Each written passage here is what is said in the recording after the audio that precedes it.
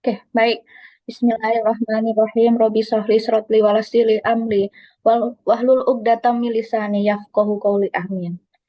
Puji syukur kita panjatkan kehadirat Allah Subhanahu wa taala karena atas rahmat, karunia, atas kasih sayangnya kita diberikan kemudahan untuk bergabung di dalam majelis ilmu pada hari ini, pada acara seminar pengembangan karir dan entrepreneurship.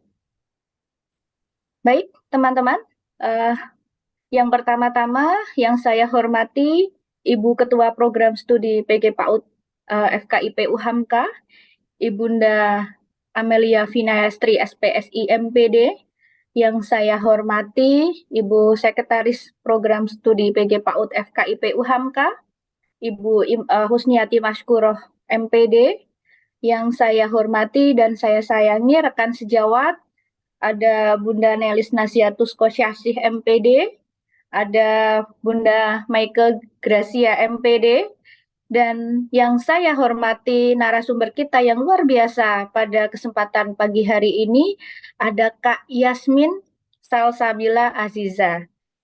Terima kasih Kak Yasmin berkenan bergabung pada seminar kita hari ini. Hari ini Kak Yasmin akan menginspirasi kita bersama teman-teman. Jadi harap siapkan pulpen dan siapkan kertas, kemudian buatlah catatan terbaik teman-teman. Kemudian yang saya sayangi, mahasiswa PG PAUD FKIP UHAMKA, alhamdulillah pagi hari ini kita diberikan kelapangan untuk mengikuti acara seminar pengembangan karir dan entrepreneurship yang muda, berkarya, kreatif pada era digital. Oke, baik teman-teman. Hari ini kita akan melalui acara demi acara, kegiatan yang akan kita laksanakan pada hari ini Sersan. Sersan itu apa sih? Serius tapi santai. Santai kenapa? Karena kita akan berbicara mengenai seperti apa sih karir ke depan melalui kegiatan kewirausahaan. Topik ini merupakan topik yang sangat menarik bagi saya. Kalau saya lihat, kalau kita mau menjadi seseorang milenial yang sukses, itu berkarirnya ya di bidang entrepreneurship ini. Nah, nanti kita akan mendengarkan dari narasumbernya langsung nih, seorang anak muda ya yang multi talent, mahasiswa juga, pengusaha juga, dan reviewer number one TikTok ya Kak Yasmin ya. Luar biasa, saya baca profilnya, semangat banget nih untuk kita kolaborasi hari ini Kak Yasmin. Kita kerjasama hari ini di dalam seminar ini. Mudah-mudahan kegiatan kita berjalan dengan lancar. Baik, sebelumnya kita buka acara seminar hari ini dengan sama-sama melafazkan basmalah. Bismillahirrahmanirrahim. Baik, kegiatan pertama akan kita dengarkan lantunan lagu Indonesia Raya, dilanjutkan dengan Mars Muhammadiyah. Pada saat mendengarkan lantunan lagu Indonesia Raya dan Mars Muhammadiyah, dimohon seluruh peserta mendengarkan dengan hikmat.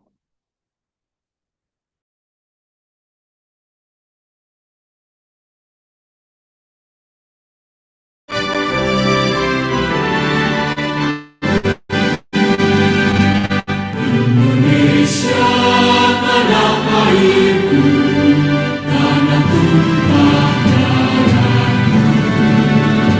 Di sanalah aku berdiri, jadi pandu hidupku. Indonesia kebangsaanku, bangsa dan tanah airku. Marilah kita bersatu, Indonesia bersatu.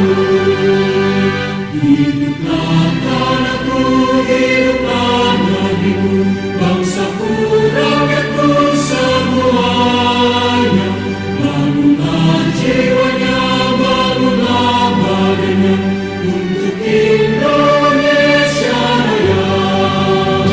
Indonesia Raya, merdeka, merdeka, tanahku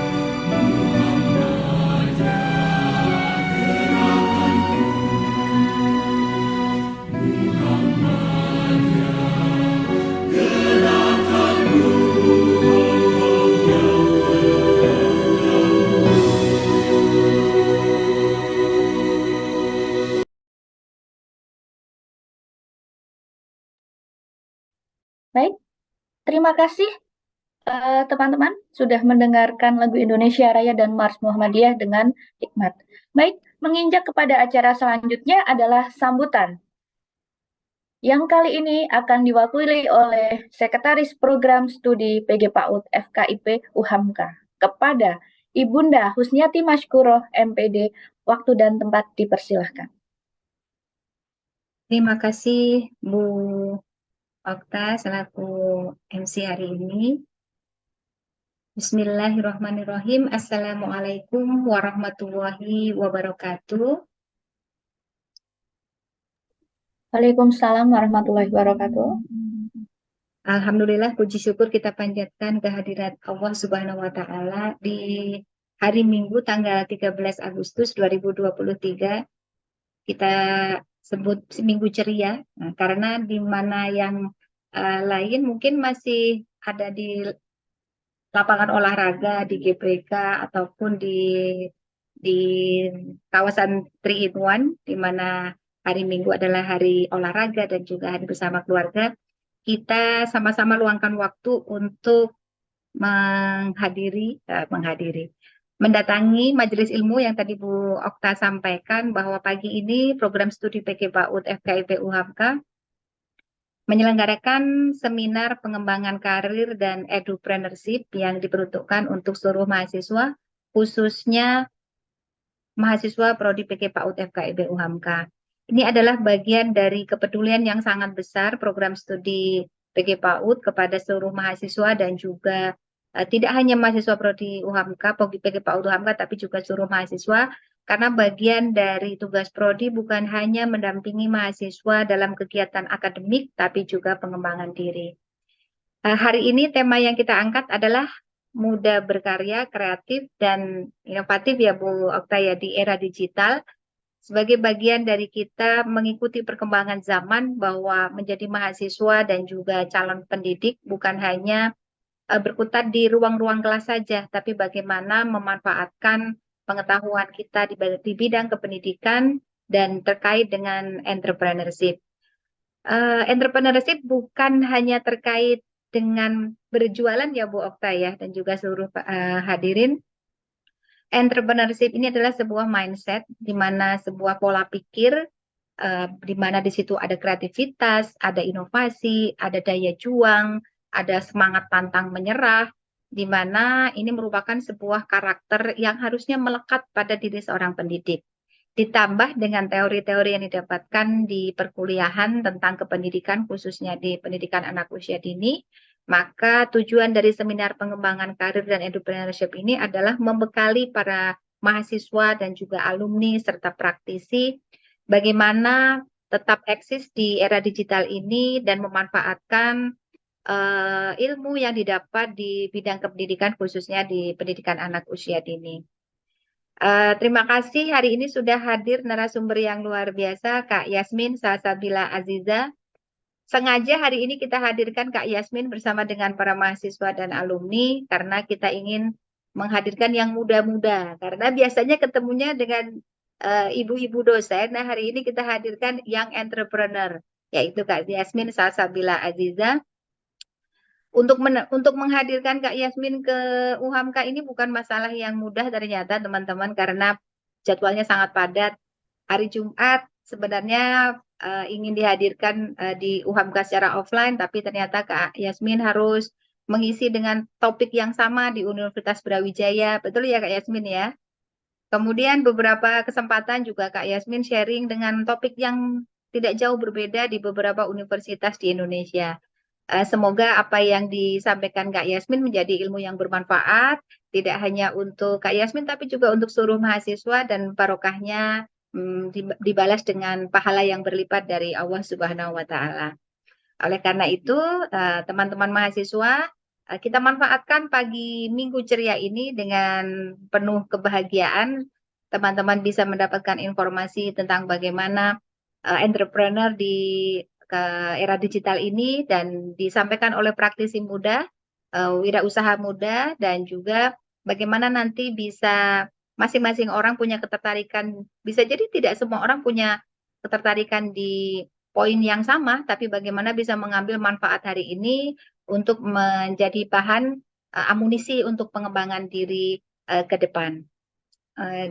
Saya mewakili Ibu Amelia Vinayastri selaku Kaprodi membuka kegiatan seminar pengembangan karir dan entrepreneurship hari ini dengan membaca basmalah. Bismillahirrahmanirrahim. Demikian, terima kasih Bu Okta, selamat mengikuti seminar. Terima kasih Kak Yasmin Salsabila. Billahi taufik wal hidayah. Wassalamualaikum warahmatullahi wabarakatuh. Waalaikumsalam warahmatullahi wabarakatuh. Baik, terima kasih Ibunda Husniati Mashkuroh MPD telah membuka acara seminar kita pada hari ini, seminar kewirausahaan yang mudah, berkarya, produktif di era digital. Baik teman-teman, tanpa berpanjang kata lagi, kita akan masuk kepada sesi selanjutnya, yaitu adalah sesi paparan dari narasumber kita yang luar biasa pada hari ini. Tadi sudah disebutkan oleh Bu Imas, jadwalnya luar biasa sibuk nih Kak Yasmin ya. Sebelum Kak Yasmin memulai mempresentasikan materinya yang pasti akan menginspirasi kita bersama, izinkan saya untuk membacakan profil dari Kak Yasmin. Mohon bantuannya untuk ditayangkan profilnya. Baik.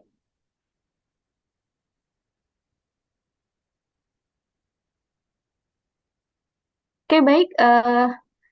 Kak Yasmin Salsabila Aziza atau dipanggil Yasmin. Tempat tanggal lahir 10 November. Jangan kaget teman-teman. 2004. Boleh berhitung mengambil kalkulator masing-masing usianya berapa sekarang Kak Yasmin ya. Luar biasa teman-teman di usia yang sangat muda. Nanti kita akan lihat pencapaian-pencapaian Kak Yasmin. Alamat ada di Jakarta. Kemudian email ada di duomina15@gmail.com. Pendidikan SDIT Al Azhar Jagakarsa tahun 2016. MTSN 41 Al Azhar Asy'arif tahun 2009. Kemudian MAN 4 Jakarta tahun 2022, Universitas Negeri Pembangunan Nasional Jakarta pada prodi S1 Manajemen 2002 sampai sekarang. Luar biasa, Kak Yasmin. Berarti sekarang masih semester 3. Teman-teman yang semester 3 harus termotivasi. Kita lihat berikutnya keahlian, marketing, public speaking, creativity, decision maker, leadership, dan teamwork. Luar biasa teman-teman. Pengalaman dan pencapaiannya merupakan CEO dan founder dari T by Min, kemudian Gomen Official, kemudian ada Riasan, kemudian ada Zando.id, ada Konsela.indonesia. Kak Yasmin memiliki Instagram di sini teman-teman ada Yasmin Aziza dan TikTok ada di Duomins ya. Teman-teman sebagai informasi Kak Yasmin ini merupakan the number one TikTokers ya. Jadi followers terbanyak yang saking berprestasinya, nih Kak Yasmin diberikan space sendiri nih oleh TikTok. Jadi kalau Kak Yasmin ini mau menayangkan konten sudah diberikan ruangan tersendiri. Coba bayangkan teman-teman. Yang di sini bermain TikTok nanti boleh ditanyakan. TikTok tidak hanya sebagai media sosial saja, tetapi tadi seperti judul seminar kita, mudah berkarya produktif di era digital. Oke, baik, tanpa berpanjang kata lagi, kita sambut Kak Yasmin dengan paparan materinya yang luar biasa. Kak Yasmin, the time is yours. Silahkan. Oke. Ibu sebelumnya mohon maaf, boleh minta bantu izin share screen nggak, Ibu? Maaf. Oke, Oke. boleh Kak Yasmin? Tim, mohon bantuannya. Silahkan. Sedang proses. Sudah terlihat Yasmin? Sudah. Sudah. Oke, Oke. Saya izin ambil alih ya, Bu. silakan Kak Yasmin. Assalamualaikum warahmatullahi wabarakatuh. Halo teman-teman semuanya. Sebelumnya aku mau ngucapin terima kasih banyak buat eh, ibu-ibu dan teman-teman kakak-kakak panitia yang udah ngundang aku hari ini. Aku benar-benar senang banget karena ini juga jadi kesempatan yang berharga banget buat aku untuk sharing ilmu dan semoga materi yang aku sampaikan hari ini bisa bermanfaat buat teman-teman ke depan. Amin. Oke, jadi hari ini kita akan em, bahas tentang how to be a success young entrepreneur in digital era. Oke, langsung aja tanpa berlama-lama. Boleh di next slide.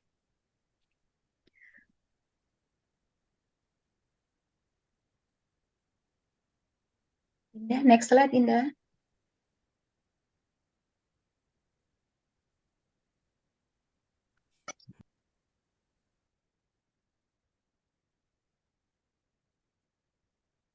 Tunggu ya.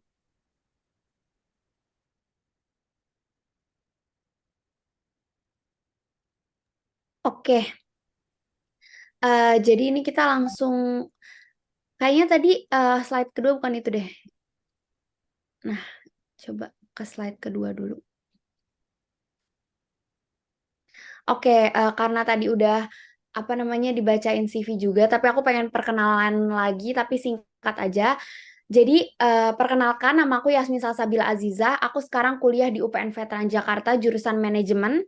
Umur aku 18 tahun. Aku juga punya Instagram nih, teman-teman. Boleh banget kalau mau tanya-tanya atau mau follow juga boleh banget @yasminaziza. Aku founder dari Thai By Min. Terus aku juga lagi running bisnis, dua bisnis baru yaitu Gomen Perfume itu baru bulan kemarin. Terus sama riasan, jadi all shop aksesoris gitu. Terus aku juga sekarang itu konten kreator TikTok @2mins. Teman-teman bisa cek di TikTok. Aku sering banget bikin konten tentang jualan aku. Terus aku juga talent di zando.id. Oke. Nah, sebelum kita masuk ke materi, aku tuh punya mindset yang selalu aku tanemin di otak aku. Ini harus teman-teman tanemin juga di otak teman-teman. Kalau entrepreneur itu bukan profesi, pekerjaan, dan lain-lain, tetapi itu adalah mindset dan mental. Bagaimana kalian berusaha, bagaimana kalian bertahan. It's how about you keep moving forward even when it's hard. Oke, boleh dilanjut? Nah, pasti dari teman-teman semua nih bertanya-tanya, gimana sih cara sukses di usia muda? Nah, kita akan bahas ya setelah ini. Aku punya 5 tips supaya bisa jadi pengusaha sukses di usia muda. Sebenarnya ini mungkin kelihatannya basic, tapi sebenarnya kalau ini kalian lakuin, itu benar-benar impact-nya itu sangat amat luar biasa.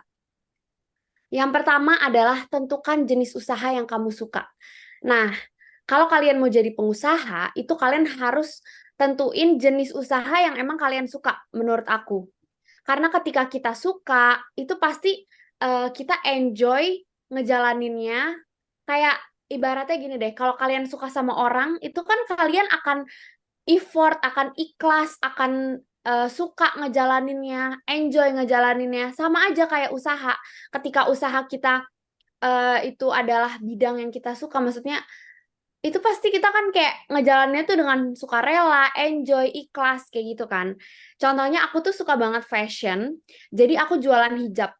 Karena dengan aku jualan hijab tuh kan aku tahu kain yang bagus kayak gimana, terus tahu aku harus tahu yang tren tuh seperti apa. Jadi kayak aku udah kuasain gitu, makanya aku bilang di sini tentukan jenis usaha yang kamu suka. Yang kedua adalah bangun visi misi yang jelas. Nah, ini penting banget teman-teman. Jangan sampai kalau misal kalian mau buka usaha, itu visi misinya tuh gak jelas gitu kayak asal apa namanya buka usaha aja, tapi nggak ada arahnya. Nah, itu menurut aku salah besar. Jadi kita itu harus punya visi misi yang jelas. Supaya apa? Supaya kita tuh teratur dan kayak nggak abstrak aja gitu loh. Jadi misalnya aku bikin bisnis hijab. Visi aku adalah menjadikan Thai By Min ini sebagai online shop hijab remaja nomor 1 di Indonesia. Itu visi aku. Nah, misi yang aku harus lakukan apa ya supaya menjadi nomor 1 hijab remaja di Indonesia? Pasti kan aku juga mikir kan, oh aku harus kayak gini, harus kayak gini, harus kayak gini. Gitu. Jadi teman-teman tuh juga terpacu ketika kalian punya visi misi yang jelas gitu. Yang ketiga adalah tetapin goals untuk 1 tahun ke depan. Nah, ini juga penting banget menurut aku. Ini menurut aku kenapa penting? Karena ini bisa menjadi acuan juga. Ketika kita ibaratnya gini, misalnya kita buka usaha, terus kita netapin goals. Oke, gue mau buka usaha makanan misalnya. Goals gue tahun depan, gue harus bisa berangkat ke luar negeri pakai uang usaha ini. Nah, itu kan pasti kalian bener-bener terpacu gitu loh. Mau lagi jenuh, mau lagi bosen, mau lagi struggle sama bisnis kalian, mau nggak laku, pasti kalian mikir kan gimana ya caranya supaya gue bisa mencapai goals itu. Jadi ketika kita jenuh tuh kita ingat lagi, oh ya gue punya goals. Pas kita lagi jatuh, oh ya gue punya goals. Gue nggak boleh nyerah, gue harus cari-cari cara-cara supaya goals-nya itu tetap tercapai walaupun misalnya bener-bener jalannya tuh berliku-liku buat mencapai goals itu. Tapi kalian tuh akan berusaha untuk menjalani. Kalau misal down tuh bangkitnya juga cepat karena selalu ingat goals itu gitu. Yang keempat adalah konsisten dan tidak mudah menyerah. Nah, ini sebenarnya kelihatannya basic. Tapi ini banyak banget orang yang terlena gara-gara ini. Jadi maksudnya bukan terlena sih, kayak apa ya, banyak teman-teman aku tuh yang buka usaha yang mirip-mirip sama aku, padahal ngejalaninnya sama, tapi kayak mereka tuh menggebu-gebu di awal, terus habis itu udah gitu. Karena misalnya nggak laku atau apa tuh udah nyerah aja. Nah, itu nggak boleh banget, teman-teman. Jadi, yang namanya rezeki itu menurut aku udah Allah yang ngatur, dan Allah itu ngasih rezeki kita itu bukan di waktu bukan saat kita butuh, tapi di waktu yang tepat. Jadi menurut aku kita tuh harus konsisten. Insya Allah pasti Allah kasih jalan ketika kita udah berusaha, pasti banget. Dan kalau misalnya nggak laku, itu jangan mudah menyerah. Pokoknya tetap konsisten aja. Aku percaya deh. Aku percaya pasti kalian bisa mencapai titik yang kalian mau di saat waktu yang tepat gitu. Yang kelima adalah selalu evaluasi dan melakukan riset pada perusahaan yang serupa. Nah, ini juga penting banget. Ketika kita usaha, itu kita harus selalu evaluasi. Misalnya akhir bulan, apa ya yang kurang dari bulan ini? Oh, ternyata strategi marketingnya kayaknya kurang deh bulan ini. Nah, bulan depan jangan diulangin lagi. Kalian introspeksi, terus habis itu bikin inovasi gitu, supaya bisnis kalian tuh juga berkembang. Lalu melakukan riset pada perusahaan yang serupa. Nah, ini sebenarnya juga sangat amat bagus ya, karena ketika kita itu mulai buka usaha kan pasti kayak bingung kan, aduh gimana sih cara trik marketing misalnya buat jualan jilbab. Nah, kalian bisa tuh riset-riset di all shop yang udah sukses, misalnya gimana sih kok dia bisa sih penjualannya tuh banyak banget dalam sebulan. Dia tuh ngapain sih, endorse siapa, terus teknik marketingnya gimana, apakah dia ads atau kayak gimana. Jadi itu kalian harus riset. Jadi kalian bisa riset dari misalnya all shop, online shop A, B, C, D yang serupa, terus kalian bisa gabungin, diambil yang baik-baiknya, terus dicoba teknik marketingnya, atau kayak pokoknya kalian harus riset perusahaan yang serupa, itu penting banget gitu. Oke, boleh dilanjut? Nah, jadi aku pengen cerita sedikit nih teman-teman tentang usaha aku ya. Jadi aku itu, kalau teman-teman belum tahu, aku itu ada usaha namanya Thai by Min. Thai by Min itu kayak online shop hijab gitu. Nah, jadi awalnya Thai by Min berdiri itu aku kelas 2 SMA, umur aku tuh 15 tahun. Itu aku mulai bisnis itu karena pandemi, terus habis itu aku nggak dapet uang jajan. Jadi aku harus muter otak gimana ya supaya aku tuh tetap bisa hangout sama teman-teman, bisa tetap jajan-jajan, check out Shopee dan lain-lain gitu kan. Jadi aku kayaknya harus buka usaha gitu. Akhirnya aku buka usaha berdua sama sahabat aku namanya Mina, tapi sekarang udah nggak berdua lagi, jadi aku sendiri doang. Nah, dulu tuh kita punya goals tuh waktu awal buka usaha. goalsnya tuh sebenarnya simpel banget. Aku tuh pengen keluar kota sama sahabat aku em, berdua terus kayak ke Jogja Solo gitu. Nah, alhamdulillah di tahun berikutnya aku jualan, setahun aku jualan itu aku beneran bisa berangkat ke Jogja Solo eh, da- em, dalam waktu 5 hari. Nah, itu sebenarnya kan yang aku bilang tadi itu aku karena aku bikin goals di awal. Jadi itu aku bener-bener konsisten banget ngejalanin bisnisnya karena aku tuh kayak terpacu gitu loh. Gue harus bisa nih keluar kota bareng sahabat gue gitu. Dan aku tuh ini omset bulan pertama aku itu 455.000 dan aku waktu itu nggak langsung jualan hijab teman-teman. Jadi dulu aku tuh jualan tie-dye dulu. Jadi kayak baju thrift yang di Pasar Senen itu aku tie-dye lagi terus aku jual.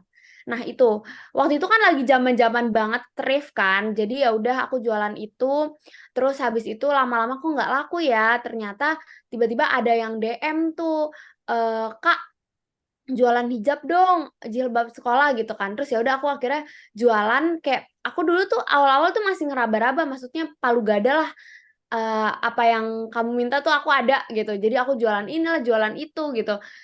Karena aku masih ngeraba-raba kan, maksudnya ibaratnya aku tuh nggak punya ilmu sama sekali di bidang usaha online shop gitu. Tapi ya udah aku coba trial and error. Awal-awal pun juga ya tahun pertama itu tuh aku bener-bener pas SMA tuh aku nggak bisa sama sekali ngatur cash flow atau keuangan itu nggak bisa sama sekali. Jadi 1 tahun pertama itu emang banyak apa-apa jualan, tapi tuh kayak uangnya tuh kayak nggak ada gitu loh, karena setiap apa ya, setiap misalnya nih ada uang, nah aku tuh pakai buat endorse kayak gitu-gitu terus, tapi kayak habis aja gitu, nggak ada yang apa namanya, nggak banyak gitu loh duitnya, padahal misalnya yang beli banyak tapi kok duitnya gak banyak-banyak gitu kan. Ya kayak gitu deh teman-teman, tapi kan itu namanya proses ya, jadi aku tuh selalu percaya yang namanya proses. Aku percaya pasti aku bisa ngelewatin ini semua dan bisa jadiin online shop ini jadi sistemnya tuh jadi baik, terus habis itu cara marketingnya jadi baik kayak gitu. Tapi kan itu perlu proses. Aku perlu ngeraba-raba kayak apa audiens aku tuh umur berapa sampai berapa sih? Terus yang bagus tuh jual apa sih sebenarnya? Mereka tuh suka apa? Itu kan perlu proses kan. Dari mulai aku jualan tie-dye, terus masker tie-dye ganti lagi, terus strap mask, baru hijab. Nah, pas hijab itu baru aku ketemu formulanya. Oh, ternyata orang-orang tuh kebanyakan yang follow aku tuh orang Islam, terus cewek, banyakan cewek, terus umurnya segini, umurnya kayak maksudnya remaja gitu. Jadi aku jual hijab tuh cocok banget gitu. Jadi menurut aku emang perlu proses lah teman-teman. Jadi kalau teman-teman bilang kayak, em, aduh aku misalnya jurusannya PAUD, berarti aku cuma bisa jadi guru PAUD dong gitu. Enggak juga, kalian bisa jadi pengusaha, bahkan anak SMA yang nggak tahu apa-apa aja bisa gitu jadi pengusaha. Jadi menurut aku semua jurusan itu bukan jadi penghalang kalian buat berkembang menurut aku. Jadi siapapun yang mau jadi pengusaha pun bisa gitu. Dari jurusan manapun, umur berapapun, asal kalian mau berusaha dan mau berkembang gitu. Nah, dari omset 455.000 ini, sekarang alhamdulillah omset aku itu tertinggi sebulan itu udah di 1,8 M gitu. Alhamdulillah. Oke, boleh dilanjut?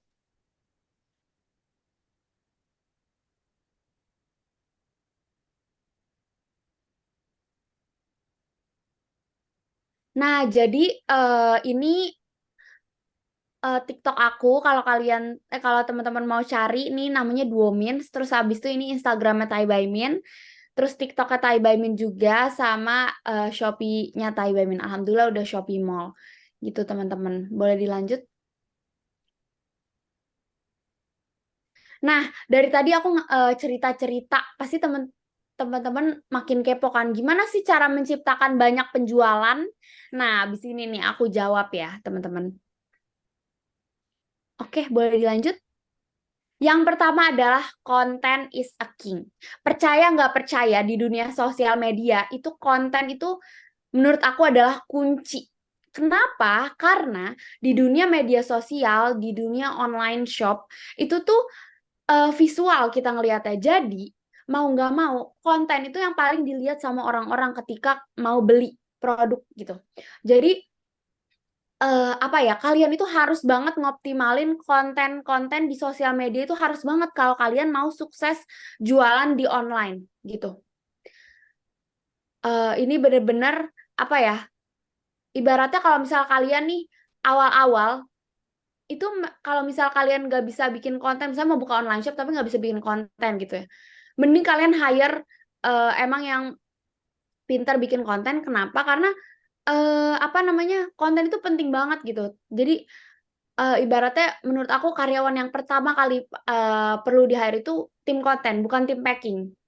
Karena kalau misal packing itu ibaratnya bisalah kita sendiri. Tapi kalau misal konten itu emang harus kreatif, bener-bener harus inovatif. Apalagi mungkin kalau misal yang umurnya udah ibu-ibu gitu kan, apa ya, wawasannya tuh kalau misal tentang konten gitu-gitu kan agak kurang ya. Jadi maksud aku emang kalau misalnya apa namanya, di dunia sosial media itu harus banget konten itu bagus gitu. Boleh dilanjut? Nah, yang pertama itu optimalkan foto produk katalog. Nah, ini penting banget. Jadi kalau misal di online itu kalian harus mengoptimalkan foto produk katalog kalian, karena itu yang dilihat sama orang. Jadi sekarang itu banyak loh agensi yang emang dia itu udah apa ya, jual jasa foto produk katalog itu cuma 20.000, 30.000, bahkan itu udah on model gitu. Jadi kan murah banget ya teman-teman. Jadi bagus banget nih buat teman-teman yang pemula yang belum bisa, maksudnya kan kalau pemula kan pasti kan budgetnya kan minim kan, untuk kayak misalnya saya fotografer, terus habis itu model sendiri, itu kan mengeluarkan cost yang sangat amat banyak gitu. Jadi mendingan kalian kalau misal awal-awal kalian apa, pakai jasa foto produk katalog aja, karena itu jauh lebih murah gitu. Dan hasilnya juga bagus, kayak udah pakai kamera, fotografer, dan model gitu. Yang kedua adalah buat konten semenarik mungkin yang kamu bisa. Nah, ini nih. Jadi, teman-teman, kalau misal di dunia sosial media ya, kalau misalnya di TikTok, kalau misal sekalinya kalian videonya FYP, itu tuh pasti ngaruh banget ke penjualan. Jadi makanya kenapa aku bilang tadi suruh konsisten, itu karena kalau di sosial media tuh kayak kita harus konsisten gitu loh. Kan kita nggak tahu ya kapan kita FYP gitu. Nah, ketika kita udah FYP-nya tuh udah sering, pasti tuh lebih cepat lagi naiknya ketika kita nge-up konten gitu. Jadi emang harus banget apa namanya, bikin konten yang berkualitas di sosial media supaya barang jualan kalian tuh laku. Yang ketiga adalah rutin live shopping. Nah, ini juga menurut aku sangat works di aku, karena ketika kita rutin live shopping itu tuh bisa menciptakan banyak penjualan juga. Aku punya teman yang dia itu jarang bikin konten, tapi dia itu rutin banget live shopping. Jadi sehari itu dia bisa live 3, 4 jam, 5 jam gitu deh pokoknya. Dan itu followersnya naik, followers TikToknya naik gara-gara dia live shopping. Dan sekali dia live shopping tuh yang beli tuh bisa 10, 15. Jadi kalau teman-teman emang nggak terlalu bisa untuk bikin konten, kalian bisa rutinin live shopping gitu di TikTok atau di Shopee, Shopee Live kayak gitu. Jadi maksudnya kalau misalnya mau jualannya laku di sosial media ya emang harus effort juga gitu. Terus juga kalau misalnya di TikTok itu aku ini dapat info dari kakak-kakak TikToknya sendiri. Jadi kalau kita rutin kayak live shopping, bikin konten gitu-gitu. Nah, itu TikTok itu akan ngasih reward ke kalian. Jadi kayak mungkin lebih dimunculin di beranda orang, atau live shoppingnya lebih muncul di beranda orang kayak gitu loh. Karena udah selalu kayak konsisten gitu, mereka juga kasih reward ke kita gitu katanya TikTok. Gitu teman-teman. Oke, boleh dilanjut. Nah, yang kedua nih, ketika kalian mau endorse influencer, itu harus tahu pola followersnya. Kenapa aku bilang kayak gitu? Karena banyak banget nih, banyak banget terjadi di luar sana kalau misal endorse tuh kayak apa ya, asal gitu loh. Oh, dia followersnya banyak nih, pasti dia ngaruh banget eh, ke gue gitu kan, ke all shop gue. Padahal belum tentu gitu. Jadi apa ya, followers misalnya 50.000 pun juga bisa ngaruh, asal dia itu pola followersnya itu sesuai dengan produk kita, dan kayak stylenya dia tuh sesuai sama produk kita. Nah, itu sebenarnya lebih penting. Karena kenapa? Karena kayak ibaratnya gini, kalian endorse endorse jilbab gitu ke orang yang emang kontennya itu makan semua. Berarti kan emang followersnya dia itu emang suka makan dan tertariknya itu emang ngelihat dia makan, bukan ngelihat dia berfashion atau kayak gimana gitu. Jadi emang kalian harus bener-bener jeli dan bener-bener apa ya, bener-bener picky lah kalau misal milih influencer gitu. Yang ketiga adalah menyasar spesifik market dan spesifik problem apa yang belum dipecahkan oleh customer. Jadi, kita itu nggak bisa menyasar semua market menurut aku. Karena gini ya, contoh aku jualan hijab. Aku tuh nggak bisa loh kayak jualan hijab tuh misalnya, ini hijab bisa buat anak kecil, buat nenek-nenek, buat ibu-ibu, buat remaja gitu. Jadi nggak fokus gitu kan. Aku tuh pengennya kayak, oke, gue itu pengen menjadikan All Shop ini tuh jadi nomor 1 hijab remaja di Indonesia. Jadi ketika remaja-remaja misalnya anak sekolah nih eh kayak nyari All Shop hijab tuh apa sih yang buat kayak remaja gitu. Pasti temennya langsung bilang, Tai Baimin. Tai Baimin tuh emang jualan hijab remaja. Jadi kayak spesifik gitu loh. Jadi orang ngeliat, oh hijab remaja tuh apa ya? Tai Baimin kayak gitu loh. Jadi menurut aku sih kayak gitu. Dan kita itu harus tahu juga spesifik problem apa yang belum dipecahkan oleh customer. Jadi misalnya gini, aku jualan hijab Paris Premium, itu adalah memecahkan problem yang belum dipecahkan oleh anak sekolah. Jadi anak sekolah itu biasanya kan pakai hijab tuh melewat-lewat nih seharian jadi nggak mood kayak gitu-gitu. Dan aku mengeluarkan Lily Paris Premium ini untuk menyelesaikan problem mereka gitu. Jadi ini hijabnya tegak paripurna, anti melewat, jadi bikin mood seharian tuh naik gitu. Jadi menurut aku harus banget kalian itu tahu kalian mau spesifik marketnya seperti apa dan spesifik problem apa yang belum dipecahkan oleh customer itu harus kalian pecahkan gitu. Oke, boleh dilanjut. Nah, dari tadi aku ngejelasin gimana caranya bikin konten kayak gitu-gitu dan sekarang aku pengen ngejelasin gimana caranya supaya penjualan kita tuh sustainable. Yang pertama, ini bukan yang pertama. Jadi ini itu adalah 3 komponen yang tidak bisa terpisahkan, yaitu marketing, branding, dan selling. Jadi ketika kalian marketingnya udah bagus, terus kalian udah punya nama, itu pasti menciptakan sales yang banyak, pasti. Jadi makanya kalau misal kalian pemula, itu kalian harus cari strategi marketing yang baik, kalian kuatin brandingnya, pasti nanti akan menciptakan sales yang banyak, pasti. Jadi ini harus 3 komponen ini harus selalu kalian ingat gitu. Oke, boleh dilanjut. Nah, sekarang kita masuk ke gimana sih cara marketing yang baik. Ini ada 4 ya teman-teman. Yang pertama adalah TikTok atau Reels. Kenapa aku bilang TikTok atau Reels? Jadi TikTok atau Reels itu menurut aku sekarang tuh yang lagi apa ya, lagi viral-viralnya lah. TikTok itu kan sekarang kan jadi platform video pendek nomor 1 di Indonesia ya. Jadi itu benar-benar peluang yang sangat amat besar untuk kita bikin video di situ, bikin konten di situ. Apalagi Reels itu juga baru loh di Instagram. Nah itu ketika Reels kalian tuh masuk beranda, kayak udah sekali masuk beranda, itu pasti masuk beranda-beranda terus. Karena aku juga kayak gitu. Dan itu gimana sih kuncinya supaya bisa FYP atau bisa masuk beranda di Reels? Itu kuncinya adalah bikin konten yang berkualitas dan juga konsisten. Jadi bikinnya itu sering gitu. Bisa kayak misalnya sehari sekali atau 2 hari sekali. Pokoknya harus banget konsisten gitu.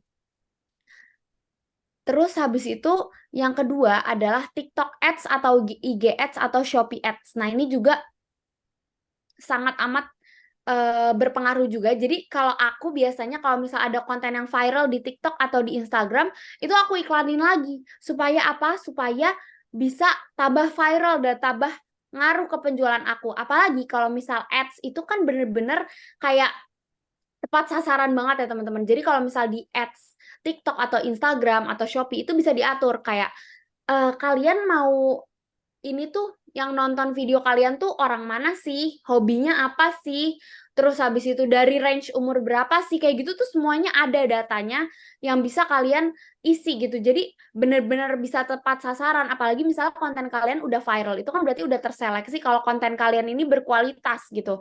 Terus kalian iklanin lagi jadi tambah boom. Dan apalagi kalau misal kalian jualan itu kan sebenarnya ada 2 jenis iklan ya. Jadi yang pertama tuh ada iklan organik sama iklan non-organik. Jadi kalau misalnya organik itu kalian bikin konten aja nggak diiklanin itu udah FYP terus. Berarti konten kalian tuh berkualitas. Tapi kalau kalian yang kesulitan gimana ya? Aku tuh udah bikin konten setiap hari tapi kok nggak naik-naik, susah banget naik. Nah, kalian bisa coba iklan non-organik. Jadi iklan non-organik tuh kayak seperti di ads gitu. Jadi kalian iklanin aja di Shopee. Banyak juga kok teman-teman aku yang emang dia tuh bener-bener gak aktif di sosial media, tapi dia juga punya banyak penjualan gitu di Shopee. Itu dengan cara dia ngeiklan setiap hari. Jadi ngiklan di Tokopedia, Shopee, terus habis itu Lazada, kayak gitu tuh dia bisa pasang iklan tuh sehari bisa 500 sampai 1 juta untuk gain kayak 200 sampai 300 penjualan gitu.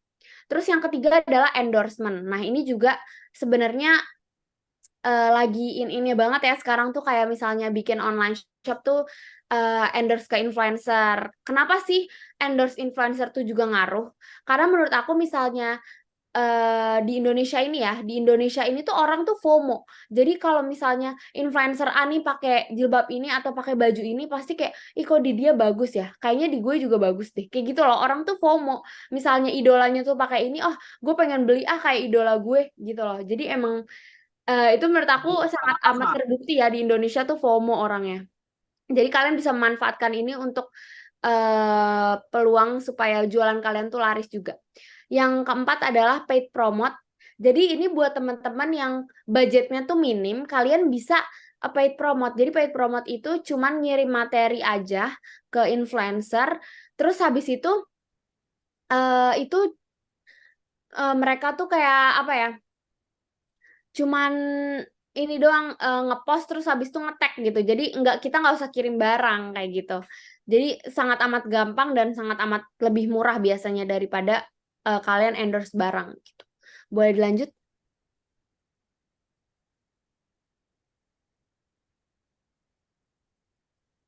Nah, ini nih, gimana cara buat konten yang viral di TikTok? Nah, cara buat konten yang viral di TikTok ini yang pertama adalah bikin konten sesuai tren yang lagi viral. Nah, ini juga bisa banget teman-teman. Kalian bisa kayak misalnya lagi tren Barbie nih, kalian apa namanya bisa bikin konten ala-ala Barbie kayak gitu.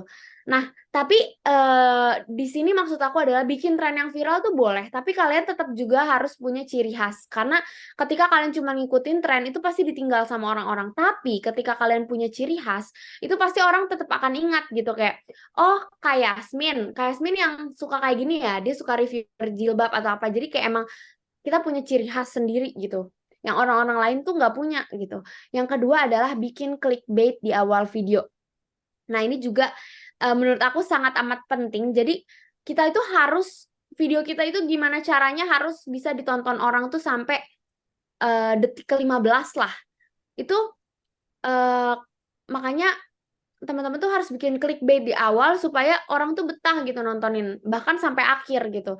Karena gini guys, kalau misal di TikTok itu, jadi ketika misalnya kita bikin konten, terus habis itu TikTok itu akan ngelempar ke 10 orang pertama. Nah, 10 orang ini nonton sampai habis, dia akan ngelempar ke 2 kali lipatnya, jadi 20 orang. Kayak gitu terus. Jadi 20 orang tuh ngeliat, dilempar lagi ke 40 orang. Kayak gitu. Makanya kenapa konten ada yang kayak viral, FYP itu berarti orang itu apa namanya betah gitu nontonin ini. Jadi kayak 10 orang dikasih nih, mereka nontonin sampai habis. Dilempar lagi, nonton sampai habis, kayak gitulah.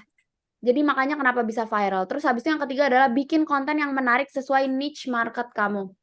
Nah, ini juga penting banget ya teman-teman. Jadi di TikTok itu sebenarnya data udah transparan semuanya. Jadi kayak udah ada nih misalnya yang follow kita tuh banyakan perempuan atau laki-laki. Terus habis itu jam prime time kita ngepost tuh jam berapa. Terus habis itu daerah mana sih yang biasanya ngefollow kita. Terus umur berapa yang ngefollow kita. Itu tuh bener-bener ada semua datanya. Nah, kalian tinggal bikin konten sesuai dengan data itu. Jadi ketika misalnya kayak aku ya, itu kan 90% perempuan. Terus habis itu umurnya tuh biasanya remaja. Jadi dari anak SD sampai SMA lah biasanya yang follow aku. Jadi aku harus bikin konten yang nggak berat, yang fun, yang anak kecil tuh suka gitu. Nah, itu aku harus bikin konten seperti itu. Jadi sesuai dengan data aku. Dan aku bisa ngepost tuh jam 8 malam sesuai jam prime time aku gitu. Gitu, teman-teman. Nah, terus habis itu yang keempat adalah bikin konten sesuai jam prime time yang aku bilang ya tadi. Yang kelima adalah kalian bisa kolaborasi juga dengan kreator lain. Nah, ini sebenarnya juga bisa apa ya?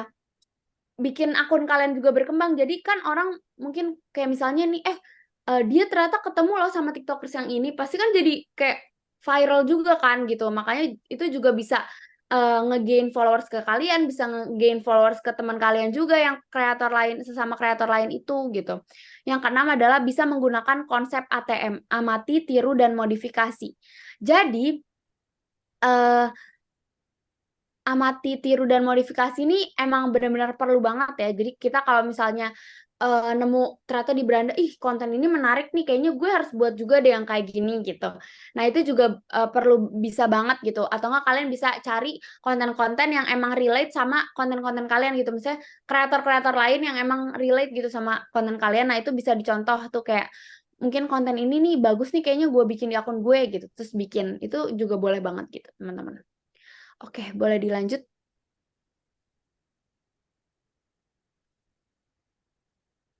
Nah, jadi ini nggak bisa di-play ya. Kayaknya ini cuma screenshotan doang.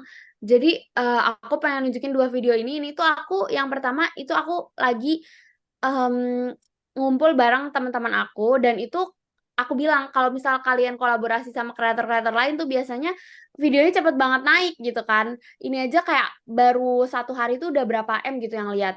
Nah, itu menurut aku bisa bagus banget buat teman-teman yang apa namanya rajin bikin konten gitu di TikTok. Kalian bisa collab juga sama kreator-kreator lain gitu. Yang kedua adalah ini contoh video clickbait yang menurut aku bagus banget. Oh, ternyata bisa diputer, guys.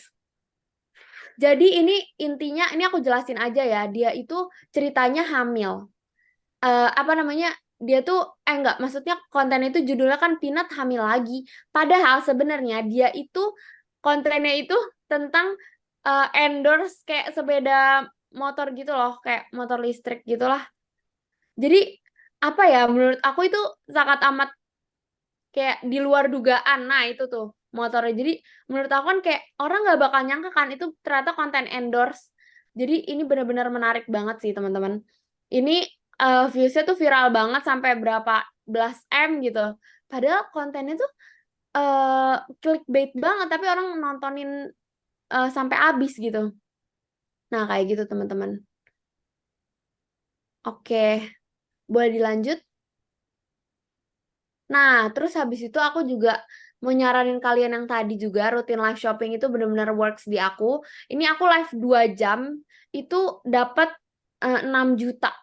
Nah, tapi kalau perlu kalian garis bawahi ya, kalau misal di TikTok itu live itu juga kayak naik turun gitu loh. Kadang yang lihat banyak, kadang yang lihat dikit gitu. Jadi teman-teman konsisten aja bikin kontennya.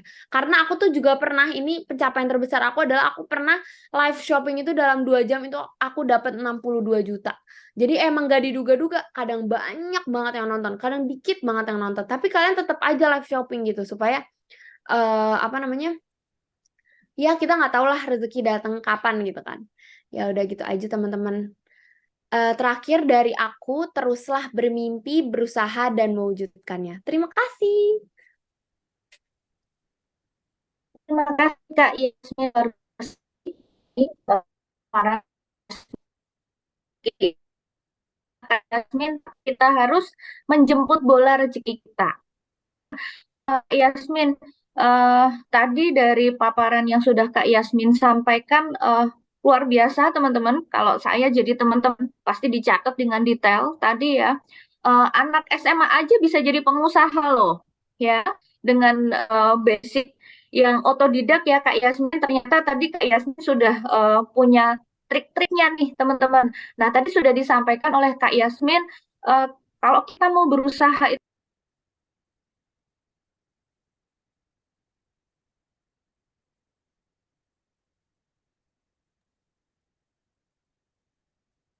Sepertinya Bu Okta terlempar. Tunggu dulu ya Kak Yasmin ya. Oke. Sebentar. Oke, sambil nunggu Bu Bu Okta sudah Oke, join kembali. Mas, I'm back. Yes. Oke, oke, Tadi baik. kalau kita lihat dari PPT-nya Kak Yasmin tadi, dari materinya yang dipersiapkan untuk menjadi entrepreneurship itu sebenarnya bukan modal, bukan produk, tetapi mindset dulu Kak Yasmin yang harus dibentuk. Nah, sebenarnya Kak Yasmin tadi yang sudah dipaparkan oleh Kak Yasmin luar biasa sekali ya. Eh, saya juga ikut ikut belajar banyak, bahkan bukan sedikit. Tadi sambil scroll media sosial tadi saya lihat Kak Yasmin udah luar biasa tadi dengan followersnya. Kemudian tadi saya lihat di Shopee, Shopee-nya sudah Shopee Mall loh, keren banget ya. Kemudian tadi di IG-nya sudah foto sama Pak Sandiaga Uno ya. Luar biasa pencapaian Kak Yasmin. Di balik pencapaian-pencapaian itu boleh nggak sih Kak Yasmin di-share? Boleh banyak ya, boleh banyak di-share pengalaman apa aja, struggle apa saja yang sudah Kak Yasmin lewati nih? Masa-masa apa saja sih dari pasti kalau kita naik ke atas pasti ada masanya kita di bawah, kemudian naik, kemudian ada nggak sih masa turunnya? Kemudian eh, tip-tip apa aja sih yang Kak Yasmin lakukan nih ketika ada di masa turun nih? Jadi teman-teman di sini juga eh, jadi tahu ternyata usaha itu nggak seperti sekarang ini yang omsetnya satu bulan bisa 1,8 M. Wow, gitu loh ya.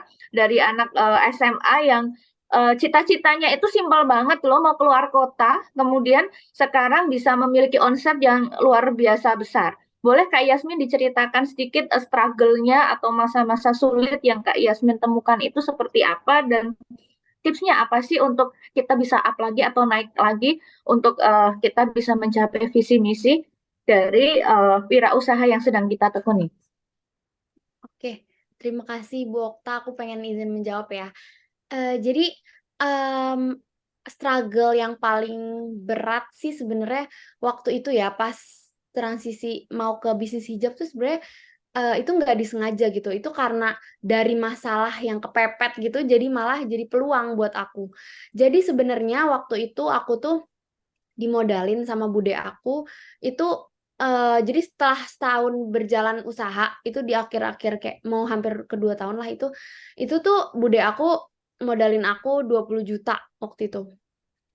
Terus itu aku mikir tuh aku bikin apa ya, dapat duit segini nih buat bikin apa ya. Terus akhirnya aku bikin kayak sweater Korea gitu, sweater Korea yang apa namanya jahitannya tuh kebalik, waktu itu lagi zaman banget lah.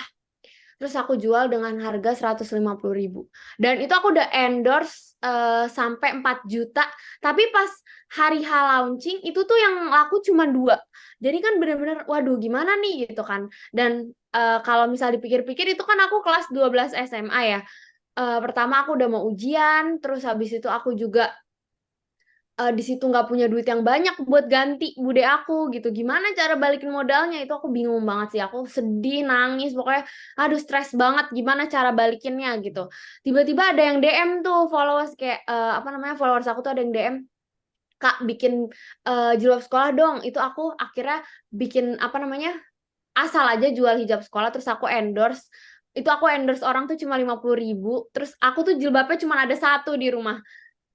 Jadi bener-bener cuma buat foto doang, nggak ada barangnya sama sekali dan aku bukannya sistem PO gitu karena kan nggak mungkin dong aku ngeluarin kos lebih buat apa namanya buat beli hijab yang banyak lagi padahal aku udah keluar duit banyak nih udah belasan juta aku keluarin buat sweater Korea ini dari gak laku sama sekali gitu.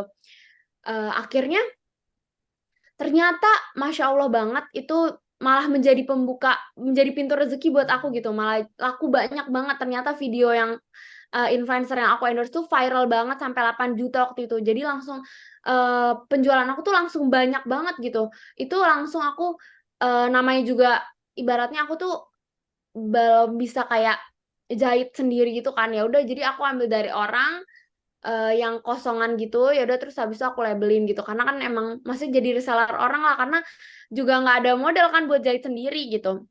Ya udah tuh habis itu dari situlah oh ternyata kayaknya bisnis hijab tuh oke banget ya, ternyata peluangnya gede banget. Nah, itu aku dalam waktu 3 bulan, alhamdulillah aku bisa ngebalikin uang 20 juta itu jadi 25 juta ke bude aku gitu. Dan aku jadinya ya udah yang sweater itu udah jadi dead stock aja. Jadi aku habis itu jualan hijab-hijab terus sampai sekarang kayak gitu. Terus habis itu struggle-nya apalagi ya? Kalau misal di dunia TikTok nih, kalau engagement aku lagi turun banget sih, kayak anjlok banget tuh kadang aku bisa stres. Jadi kayak dulu tuh aku bener-bener perfeksionis banget masalah konten. Jadi misalnya hari ini tuh nggak FYP, misal aku bikin video nih nggak FYP, aku tuh akan hapus kalau 1 jam nggak 1.000 views, kalau 1 jam nggak 1.000 views aku langsung hapus, aku bikin konten yang lain, pokoknya 1 jam harus 1.000 views, gimana caranya, padahal kan sebenarnya kalau dipikir-pikir TikTok tuh nggak kayak gitu sistem kerjanya, jadi kayak bisa kayak besok baru FYP atau 2 hari lagi baru FYP. Kalau dulu tuh aku stres itu, jadi kayak harus banget apa namanya FYP sekarang, kalau nggak FYP sekarang gue hapus gitu loh.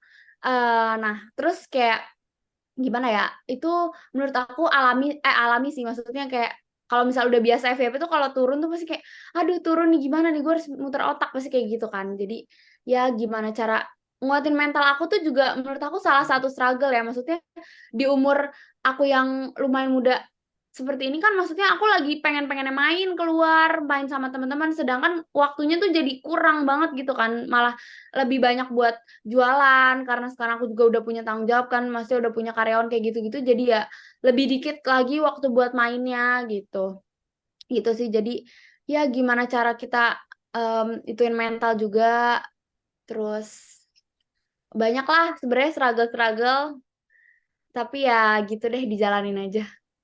Oke, keren banget ya teman-teman. Teman-teman, eh kapan lagi coba kita dapat materi yang luar biasa menarik ya. Kalau biasanya nih Kak Yasmin, mahasiswa PG PAUD ketika mendapatkan materi pasti ada kutipan dari mana. Kalau ini nggak ada kutipannya, tapi eh, karena kenapa nggak ada kutipannya? Karena memang benar-benar real dari pengalamannya Kak Yasmin. Teman-teman, hari ini kita menyiapkan gift dan souvenir menarik nih ya. Kapan lagi ikut seminar? Kita kedatangan bintang tamu yang luar biasa, artis ya, artis TikTok, artis IG ya, luar biasa. Kemudian ada gift menarik, jadi silahkan akan dipilih beberapa penanya dengan pertanyaan yang kreatif, nanti akan disiapkan gift oleh panitia. Jadi boleh teman-teman bertanya secara langsung, boleh raise hand ya, boleh juga kalau malu-malu kan biasanya teman-teman segan nih aku malu mau tanya, boleh teman-teman ketik di chat room. Silahkan ya. Oke, oke, langsung nih Kak Yasmin. Ada dari mahasiswa kita. eh, wow, pertanyaannya banyak Kak Yasmin karena tadi saya juga sebenarnya banyak nih yang mau ditanyain tapi nggak boleh ya, harus menahan kesabaran ya karena harus memberikan apa namanya kesempatan untuk teman-teman mahasiswa kita. Oke, yang pertama adalah bagaimana menentukan rekan atau tim yang ingin menentukan teman untuk menjadi partner bisnis yang menguntungkan untuk kita sendiri dan teman yang menjadi partner kita. Dijawab satu dulu Kak Yasmin. Di awal tadi sudah Kak Yasmin sebutkan bahwa uh, saya punya tim dulu, walaupun habis itu aura-aura kesedihan muncul ya. Boleh Kak Yasmin story behind-nya tuh kenapa sih dan bagaimana sih tadi pertanyaannya untuk menentukan teamwork yang akhirnya bisa mendukung usaha kita untuk lebih maju. Silahkan Kak Yasmin. Oke, kalau misalnya ini untuk menentukan partner dulu ya, mungkin ini maksudnya juga gimana sih kalau misalnya kita partneran itu nemuin yang cocok, mungkin kayak gitu kali ya. Nah, kalau menurut aku ya, kalau misal kalian mau mau nentuin partner bisnis, itu tuh ibaratnya gini, kalau misalkan mau nentuin partner tuh udah kayak kawin gitu loh. Karena kan kita tuh bener-bener apa ya, berantem sama dia, kalau misalnya ada masalah nyelesainnya sama dia kayak gitu loh. Jadi emang bener-bener harus punya partner yang satu visi misi sama kita. Jadi kalau misalnya dia udah beda visi misi, udah beda tujuan, itu tuh udah susah gitu. Pasti kayak kandas gitu loh, pasti dia entah satunya keluar kayak gitu pasti. Jadi harus satu visi misi gitu menurut aku. Terus kalau misal untuk itu maksudnya kayak gitu ya pertanyaannya. Oke, langsung aja jawab nomor 2 nggak sih? Em, bagaimana cara kakak mengatasi pesaing di luar sana yang melakukan bisnis yang sama. Nah, sebenarnya ini tuh sebenarnya kayak gini, kalau aku jualan bisnis hijab di Jakarta, masa aku doang yang jualan bisnis hijab kayak gini di Jakarta? Kan banyak banget kan yang jual bisnis hijab yang sama, bahkan hijab remaja tuh banyak banget di Jakarta. Berarti kan banyak banget pesaing aku yang sama di luar sana. Itu gimana sih caranya? Menurut aku caranya adalah kita itu harus punya ciri khas sendiri yang teman-teman ya apa online shop hijab lain tuh nggak punya gitu. Nah, itu kita harus nemuin ciri khas kita sendiri supaya orang tuh inget, oh ini Tai Baimin tuh yang ini loh gitu. Jadi emang harus punya ciri khas gitu. Yang ketiga, bagaimana cara menghadapi kritik netizen yang terindikasi menjatuhkan bisnis kita. Nah, jadi nih, ini sebenarnya udah sering banget ya aku alami, bahkan aku udah pernah dihujat tuh yang kayak bener-bener banyak banget tuh aku pernah gitu. Gimana cara menghadapinya, kita itu nggak boleh panas menurut aku. Karena kayak ketika kita panas nih, misalnya ada netizen nih, Kak bahannya jelek kayak gini-gini, terus kita jawab, ya enggak, orang bahan kita bagus. Kalau kita apa namanya malah nggak terima kayak gitu tuh, justru menurut aku malah jadi bumerang juga buat kita, malah diserang lagi gitu kan.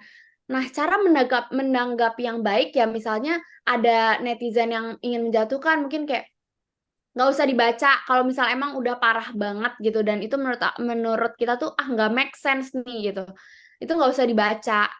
Terus habis itu kadang kalau misal yang apa namanya menjatuhkan gitu malah bisa jadi peluang juga sebenarnya. Misalnya, Kak, ternyata bahannya jelek, terus bisa dijawab, oke, maaf banget ya Kak, misalnya, oh dia bilang jahitannya kurang rapi gini-gini.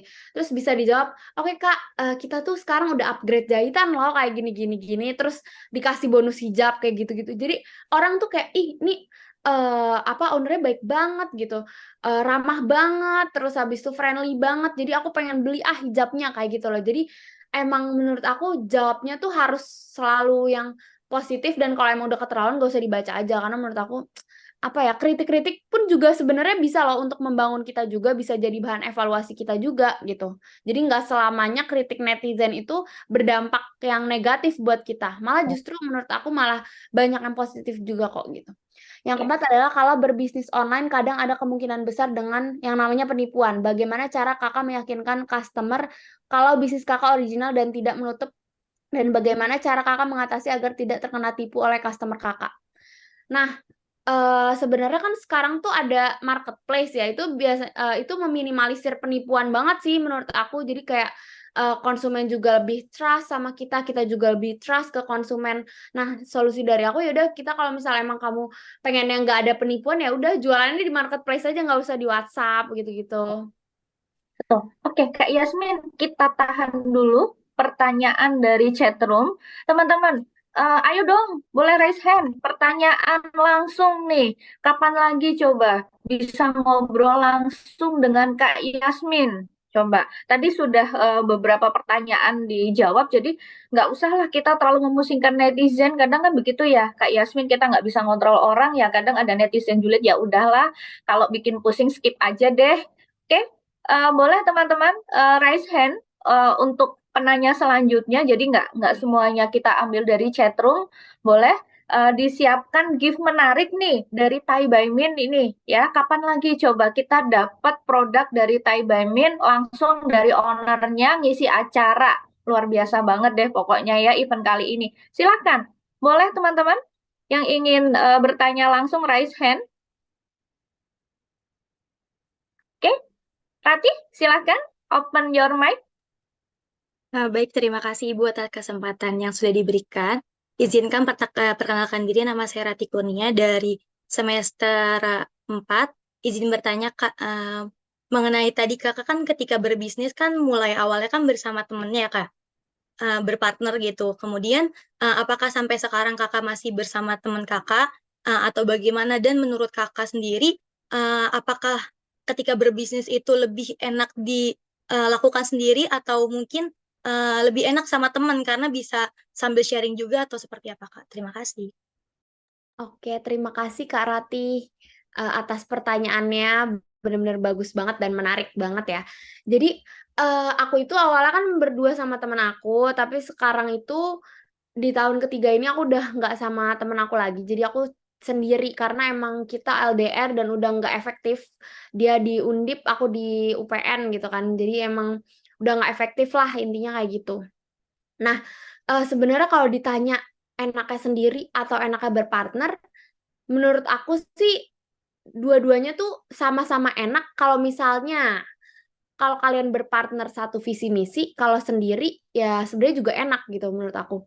Jadi tergantung kamu maunya kayak gimana. Mungkin kamu misalnya, oke gue lebih pede partneran sama temen, itu oke banget sebenarnya menurut aku. Tapi kamu harus cari temen yang emang satu visi misi. Ketika kamu udah bener-bener antara visinya atau misinya tuh beda, itu tuh udah susah. Pasti udah nggak efektif dan nggak bakal bisa apa ya berjalan dengan baik. Dan yang perlu kamu garis bawahi juga kalau misal berpartner itu nggak mungkin ada dua matahari. Jadi pasti ada satu matahari. Entah harus satunya itu yang pokoknya satu orang itu harus yang ngalah gitu. Maksudnya ada leadernya lah ibaratnya dari dua ini tuh pasti ada leadernya. Jadi kalau kamu berpartner ya kamu harus memahami partner kamu gitu. Ibaratnya kayak aku bilang kayak kawin aja kalau misal berpartner tuh. Nah, kalau kamu belum siap untuk itu, menurut aku lebih baik sendiri. Kenapa? Karena kalau misal sendiri itu kita bisa leluasa kan untuk ngatur apa ya kita maunya kayak gimana. Terus pokoknya ngatur-ngatur semuanya sendiri itu kan berarti kan semau kita aja gitu. Nah, kalau kamu belum siap partneran, ya kamu mendingan sendiri aja. Terus sama kalau aku sendiri sekarang itu membedakan antara namanya teman kerja sama teman main itu beda. Jadi teman main aku itu bukan teman kerja aku. Teman kerja aku itu bukan teman main aku. Biasanya aku udah bener-bener kayak gitu. Jadi itu menurut aku lebih enak daripada misalnya kita bisnis kayak maksudnya sama sahabat tuh kadang kan apa ya kebawa perasaan kayak gitu-gitu loh. Jadi tuh takutnya malah kurang efektif gitu menurut aku. Gitu, teman-teman. Oke, baik. Terjawab ya Ratih ya. Kak Yasmin, tadi kalau kita dengarkan paparan dari Kak Yasmin tadi, banyak sekali pembelajaran yang bisa kita ambil ya. Saya mau tanya nih Kak Yasmin. Kak Yasmin, ketika ada masalah, menghadapi masalah-masalah yang Kak Yasmin temukan di dalam bisnis Kak Yasmin, pernah nggak sih Kak Yasmin mengambil satu teori atau apakah hanya melakukan hanya riset pasar saja? Atau ada dari resource lain untuk dijadikan masukan untuk memecahkan masalah Kak Yasmin. Mungkin teman-teman ini perlu dikuatkan ya Kak Yasmin, karena sebenarnya mahasiswa kami Kak Yasmin di semester 6 ya Bu Imas, kalau tidak salah sudah mendapatkan mata kuliah kewirausahaan. Jadi harusnya paketnya lebih komplit nih dari Kak Yasmin. Mudah-mudahan jadi apa namanya booster nih ya. Kak Yasmin aja bisa loh yang apa namanya mungkin belum ada mentornya ya dengan jatuh bangunnya dan sekarang luar biasa sekali. Bagaimana nih dengan teman-teman yang sudah mendapatkan mentor terlebih dahulu? Bu Okta, maaf menambahkan semester 4 dan 5 sudah semester 4 dan 6 sudah dapat KWU. Bahkan semester 4 dan 6 nih teman-teman, sudah dapat mata kuliah kewirausahaan. Harusnya lebih komplit lagi nih Kak Yasmin. Boleh diceritakan pengalamannya Kak Yasmin? Oke, baik. Jadi untuk aku menyelesaikan masalah itu kan aku emang biasanya kayak riset-riset pasar juga dan aku itu biasanya untuk menyelesaikan masalahku, oke ternyata kayaknya nggak ketemu ya misalnya dari aku cari-cari sendiri tuh nggak ketemu. Nah biasanya tuh aku kan emang sekarang itu kayak dalam sebulan tuh pasti rutin aku ketemu sama pengusaha-pengusaha yang lain ya. Jadi kayak aku tuh ikut event namanya entrepreneur.id. Itu teman-teman juga bisa ikut tuh. Maksudnya dia tuh bukan hanya pengusaha doang nih yang bisa ikut, enggak. Tapi kalau misal kalian mau ikut tuh yang misal pemula belum punya bisnis tuh juga bisa ikut. Jadi itu nanti bayar gitu sekitar 6 juta buat setahun, tapi itu bener-bener menurut aku worth it banget. Jadi kayak kalau misal ada apa ya seminar tuh biasanya dia seminar setiap minggu tuh ada dan itu didatengin founder-founder yang emang udah terkenal. Jadi kayak foundernya Lozi Hijab lah, Brightly, terus habis itu Avoskin kayak gitu-gitu semua didatengin sampai button scarf kayak gitu-gitu. Jadi aku tuh bisa ngobrol sama ownernya langsung dan aku tuh biasanya oke ternyata kesulitan gue tuh ini ya gitu. Nah, ya udah nanti pas ketemu sama ownernya itu aku langsung tanya-tanya tuh. Karena mereka juga nyediain kan kayak gala dinner gitu. Jadi emang aku tuh intimate ngobrol sama ownernya. Nah, itu aku tanya-tanya tuh kayak Kak, kalau misalnya kayak gini tuh gimana sih caranya? Kayak gini tuh gimana caranya? Nah, nanti setiap apa tuh namanya? Setiap aku ketemu itu pasti aku catat, nyampe rumah langsung aku realisasikan gitu.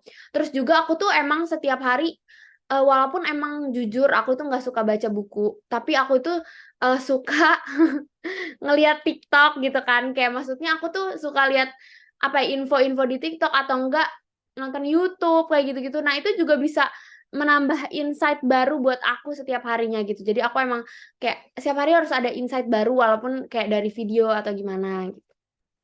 Oke, teman-teman, garisnya tebel banget nih ya, teman-teman. Jadi kita bisa belajar dari sumber manapun, asalkan kita mau. Gitu ya, Kak Yasmin ya? Jadi nggak ada kata, ih, nggak mungkin nih, aku bisa. Nggak ada kata-kata seperti itu. Karena ternyata Kak Yasmin ini luar biasa sekali, jadi resource-nya itu banyak, dan yang paling penting adalah pantang menyerah, ya. Pasti akan ada kesulitan, tapi bagaimana kita keluar kesulitan dari kesulitan tersebut. Oke, baik. Ada penanya selanjutnya, silahkan raise hand. Ibu akan apa namanya lebih akan prioritaskan yang raise hand nih. Oke, di sini ada Cici, ada Anissa Ambar tadi sudah bertanya lewat chatroom. Boleh Cici, silahkan. Baik, terima kasih Ibu atas kesempatannya. Perkenalkan nama saya Cici Sintia Dewi, saya semester 5. Izin bertanya, bahwasanya kan kita semua juga mempunyai orang tua ya. Nah, bagaimana peran orang tua Kak Yasmin ketika Kak Yasmin menjalankan proses bisnisnya gitu hingga Kak Yasmin ini bisa menjadi sukses? Mungkin seperti itu, Ibu. Oke, baik, silahkan. Peran orang tua nih. Waduh, kalau ngomongin orang tua agak-agak terharu nih ya. Pasti ini di balik kesuksesan Kak Yasmin, pasti ada behind story-nya bagaimana sih sebenarnya orang tua Kak Yasmin mendukung karir Kak Yasmin sekarang. Silahkan Kak Yasmin. Oke. Terima kasih Kak Cici. Ini menurut aku pertanyaan yang belum pernah nih ditanyain sama teman-teman pas aku kayak webinar di mana-mana gitu. Jadi peran orang tua aku sendiri, sebenarnya orang tua aku itu sangat amat support aku ya dari awal aku mulai usaha itu support, kecuali pas kelas 12 karena emang aku jadi nggak terlalu fokus gitu kan belajarnya gitu. Jadi emang agak gimana ya, dukung nggak dukung gitu. Tapi ternyata maksudnya berimpact dan emang Thai By Min ini karena emang apa ya, Thai By Min ini tuh emang kalau sekarang ya, itu emang bisnis yang aku tujukan itu untuk orang tua aku. Jadi emang apa ya, bisnis ini tuh buat kalau aku sendiri ini tuh buat bisnis di masa tua mama papa aku gitu. Jadi, setelah berkembang ini emang yang jadi investor itu mama papa aku, dan sekarang emang kita jadi bisnis keluarga, jadi kayak bertiga gitu, aku, mama aku sama papa aku gitu. Jadi kalau ditanya support ya support banget, sekarang malah jadi bisnis keluarga gitu. Dan banyak banget, orang tua aku tuh ngajarin aku tentang hal apapun, jadi ketika aku, apa ya, menyelesaikan masalah, sama karyawan kayak gitu-gitu pun juga banyak banget dibantu sama orang tua aku, dapet insight-insight juga dari orang tua aku, gimana cara jadi pemimpin yang baik itu semuanya diajarin orang tua aku, gitu. Gitu teman-teman. Oke, berarti tadi ya Kak Yasmin support keluarga itu menjadi salah satu kunci kesuksesan Kak Yasmin ya teman-teman. Jadi apapun yang teman-teman lakukan, yang pertama adalah ridho dan restu orang tua teman-teman. Itu yang nggak boleh ditinggal ya. Karena di balik itu insya Allah pintu-pintu keberkahan juga akan terbuka lebar ya Kak Yasmin ya. Oke, tadi Cici sudah terjawab. Ada lagi? Boleh raise hand. Salsa Bila Dewanti. Silahkan Salsa. Baik Ibu, terima kasih. Sebelumnya perkenalkan, saya Salsa Bila Dewanti dari semester 5. Izin bertanya Kak Yasmin, apa sih yang memotivasi Kak Yasmin itu sampai sekarang itu masih menjalankan bisnis ini. Sedangkan menurut saya sendiri zaman sekarang tuh banyak yang remaja sekarang itu mungkin dia punya bisnis tapi itu untuk berkomitmen untuk menjalani bisnis itu tuh dia belum mungkin bisa, apalagi banyak banyak banget sekarang kayak pesaing-pesaing netizen yang ngebuat orang tersebut itu down gitu Kak. Terima kasih. Oke, baik. Aku izin menjawab ya Kak Salsabila. Sebenarnya apa yang membuat aku tuh bertahan dan terus konsisten itu adalah aku tuh sekarang tuh mikirnya kayak aku udah punya tanggung jawab karyawan-karyawan yang banyak, otomatis aku tuh harus banget konsisten untuk menjalani bisnis aku dan emang cita-cita aku adalah aku pengen menjadi orang yang bisa bermanfaat untuk banyak orang. Jadi kayak apa ya, aku tuh kayak sharing ilmu kayak gini ke teman-teman itu tuh emang salah satu cita-cita aku juga. Kayak aku tuh pengen bisa menjadi manfaat untuk semua orang gitu kayak teman-teman yang seumuran sama aku, orang tua aku, terus habis itu keluarga aku. Pokoknya aku pengen jadi orang yang bermanfaat. Makanya itu yang selalu aku ingat ketika aku punya bisnis kayak gini tuh emang aku tuh cita-citanya emang pengen punya banyak bisnis online shop, mungkin bisnis yang lain juga, selain online juga. Nah itu emang, biar aku supaya bermanfaat juga buat orang lain, itu karena aku pengen mencapai cita-cita aku itu sih sebenarnya, makanya yang bikin aku bertahan.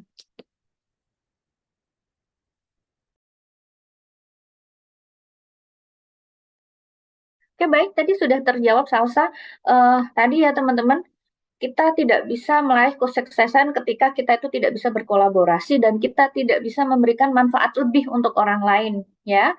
Itu satu poin penting ya di antara banyak poin. Tadi poinnya sudah banyak banget, tetapi boleh teman-teman tambahkan. Tadi sudah ada di slide-nya Kak Yasmin. Nanti boleh Kak Yasmin dibagikan PPT-nya untuk teman-teman kita ya Kak Yasmin ya. Silahkan teman-teman buat notulensi sendiri hal-hal apa saja yang masih ada di diri kita nih, mau di-clearin nih. Karena kalau kita sebutkan sekarang ini, sebenarnya kalau mau jadi orang sukses itu kita harus mampu menciptakan peluang, bukan kita yang mengikuti orang, tetapi peluang itu kita ciptakan sendiri, teman-teman. Ya, tadi kita sudah dengar dari pemaparan Kak Yasmin luar biasa sekali dari 400.000 sampai 1,8 M. Ya, oke baik, teman-teman silahkan ada mungkin dari teman-teman yang ingin menciptakan peluang usaha sendiri, boleh minta insight nih dari Kak Yasmin. Seperti apa sih caranya? Kok saya belum yakin ya? Bagaimana sih cara meyakinkan diri kita sendiri? Karena sebenarnya bukan dari orang lain Kak Yasmin, tetapi dari diri kita sendiri. Kita percaya dari diri kita sendiri bagaimana membangun mental, mindset itu bukan dari orang lain, tetapi dari kita sendiri. Silahkan untuk penanya selanjutnya, boleh raise hand. Tadi Ibu lihat ada Diva, silahkan Diva, boleh dibuka mikrofonnya langsung disampaikan pertanyaannya. Terima kasih Bu.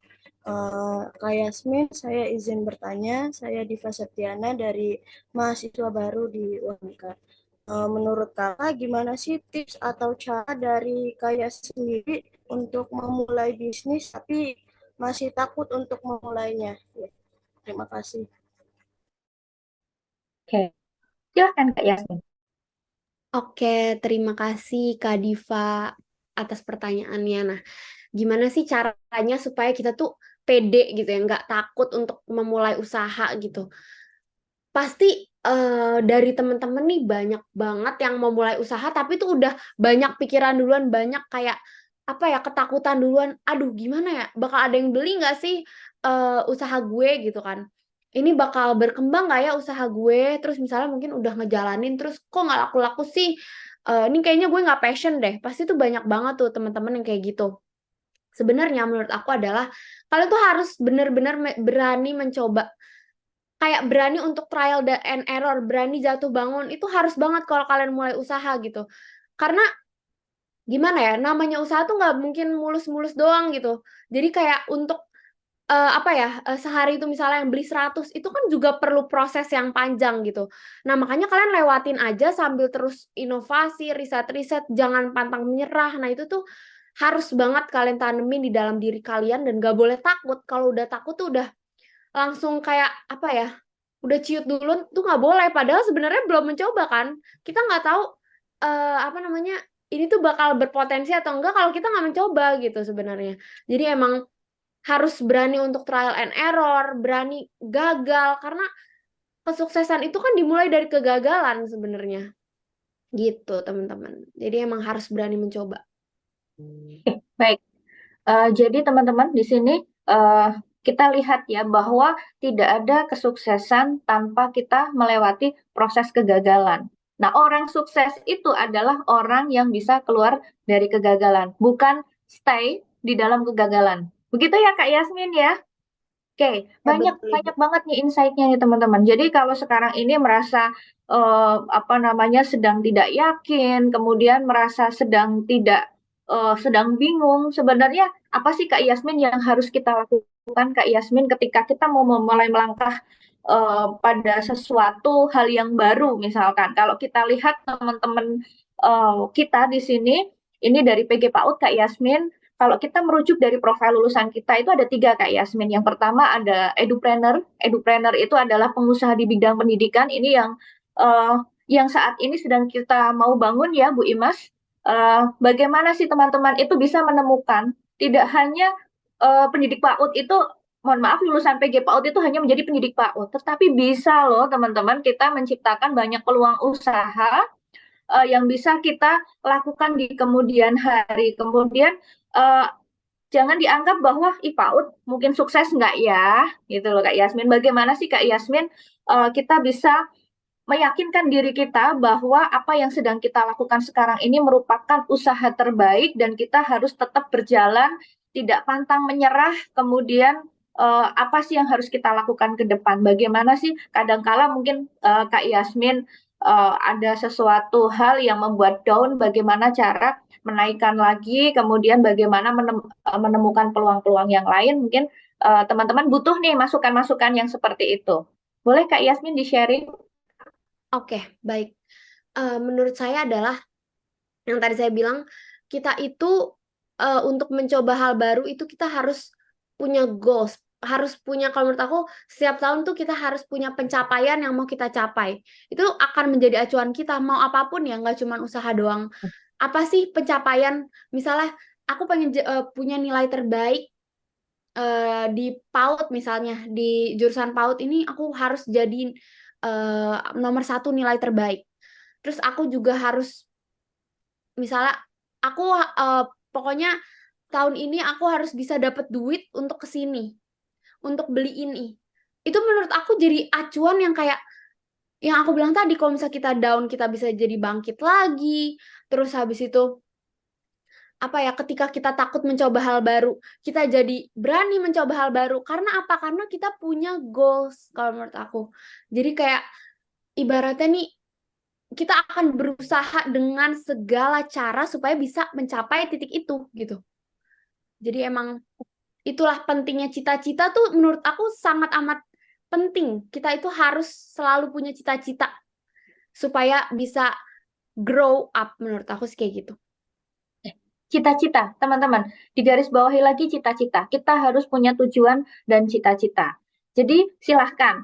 Ini masa-masa teman-teman mahasiswa kita libur, Kak Yasmin. Jadi boleh ya Kak Yasmin di masa-masa jeda ini, teman-teman itu menentukan goals-nya itu apa. Nggak usah jauh-jauh dulu, mungkin untuk 1 semester ke depan ya Kak Yasmin. Kalau mau membuat apa namanya revolusi, harus juga tentukan goals-nya. Sudah dicatat teman-teman dengan baik? Silahkan untuk penanya berikutnya. Silahkan, boleh raise hand. Ada yang raise hand? Oke, kalau belum ada Kak Yasmin, kita berlanjut ke pertanyaan yang ada di chatroom nih Kak Yasmin. Sudah banyak yang ada di chatroom Kak Yasmin.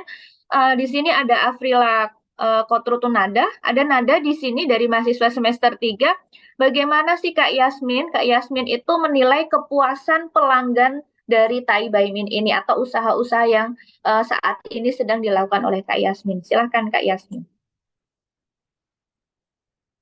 Oke, jadi Gimana saya menilai kepuasan pelanggan itu sebenarnya kan kalau misal di marketplace gitu kan transparan ya, maksudnya penilaian tuh sangat amat transparan. Dia suka nggak sama produk yang kita kasih gitu, itu semua itu sebenarnya transparan. Nah, dari situ aku bisa evaluasi gitu. Kalau misalnya emang dia ratingnya bagus, misalnya 4,9, berarti tandanya apa? Tandanya customer itu puas dengan produk kita. Gitu aja sih sebenarnya, simpel doang. Jadi kayak gimana cara aku menilai kepuasan itu semuanya by data sih. Jadi ketika oh ternyata ini produknya ratingnya 4,5, berarti produk aku yang ini tuh jelek. Apa yang harus aku perbaiki? Apa yang aku harus upgrade? Kayak gitu-gitu tuh semuanya bisa jadi bahan evaluasi gitu dari penilaian-penilaian tersebut gitu. Oke, Kak Yasmin. Kalau kita berbicara tentang penilaian ya, Kak Yasmin, menurut saya itu bisa jadi dua sisi mata uang yang berbeda. Satu sisi menjadi review. Karena jujur, Kak Yasmin, kalau saya itu sudah online shop minded, jadi saya itu sangat jarang, bahkan belum tentu 6 bulan sekali saya datang ke offline store. Misalkan untuk belanja kebutuhan bulanan itu saya jarang sekali ke Carrefour atau ke Transmart itu kalau saya boleh sebut brand ya. Saya itu lebih mempercayakan ketika belanja bulanan itu ke Shopee atau ke Topet atau ke Blibli gitu kan. Nah, kalau saya lihat Kak Yasmin, penilaian ini menjadi dua sisi mata uang yang berbeda. Bisa menjadi senjata, bisa juga menjadi apa namanya kelebihan, juga bisa menjadi kelemahan kita. Kadang ketika saya merujuk satu toko yang ada di marketplace itu, yang saya bidik pertama kali adalah review. Nah, Kak Yasmin pernah nggak sih menemukan review bodong? Kadang kan persaingan usaha itu kan luar biasa ya Kak Yasmin ya. Kadang kalau saya lihat di beberapa marketplace itu ada yang sengaja memberikan rating buruk kepada pesaingnya agar menjatuhkan rating dari toko tersebut. Pernah nggak Kak Yasmin menemukan case atau kasus yang seperti itu? Boleh di-sharing pengalamannya Kak Yasmin?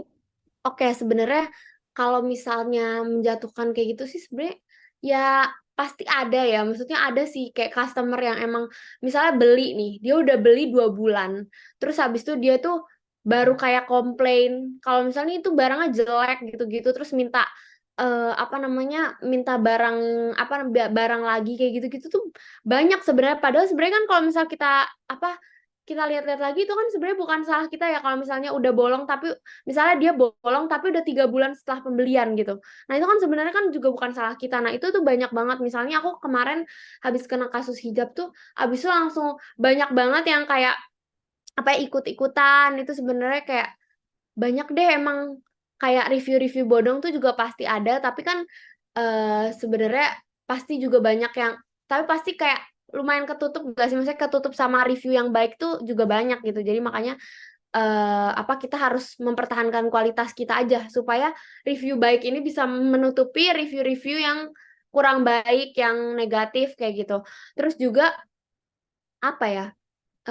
Ya paling kayak gitu sih kayak untuk maksudnya sama ini sih kalau misal di apa marketplace tuh banyak yang marak malah plagiarisme sih. Kayak misal katalog kita tuh curi sama orang lain. Nah, itu sebenarnya banyak banget dan sebenarnya kita kan juga nggak bisa yang ngontrol orang lain.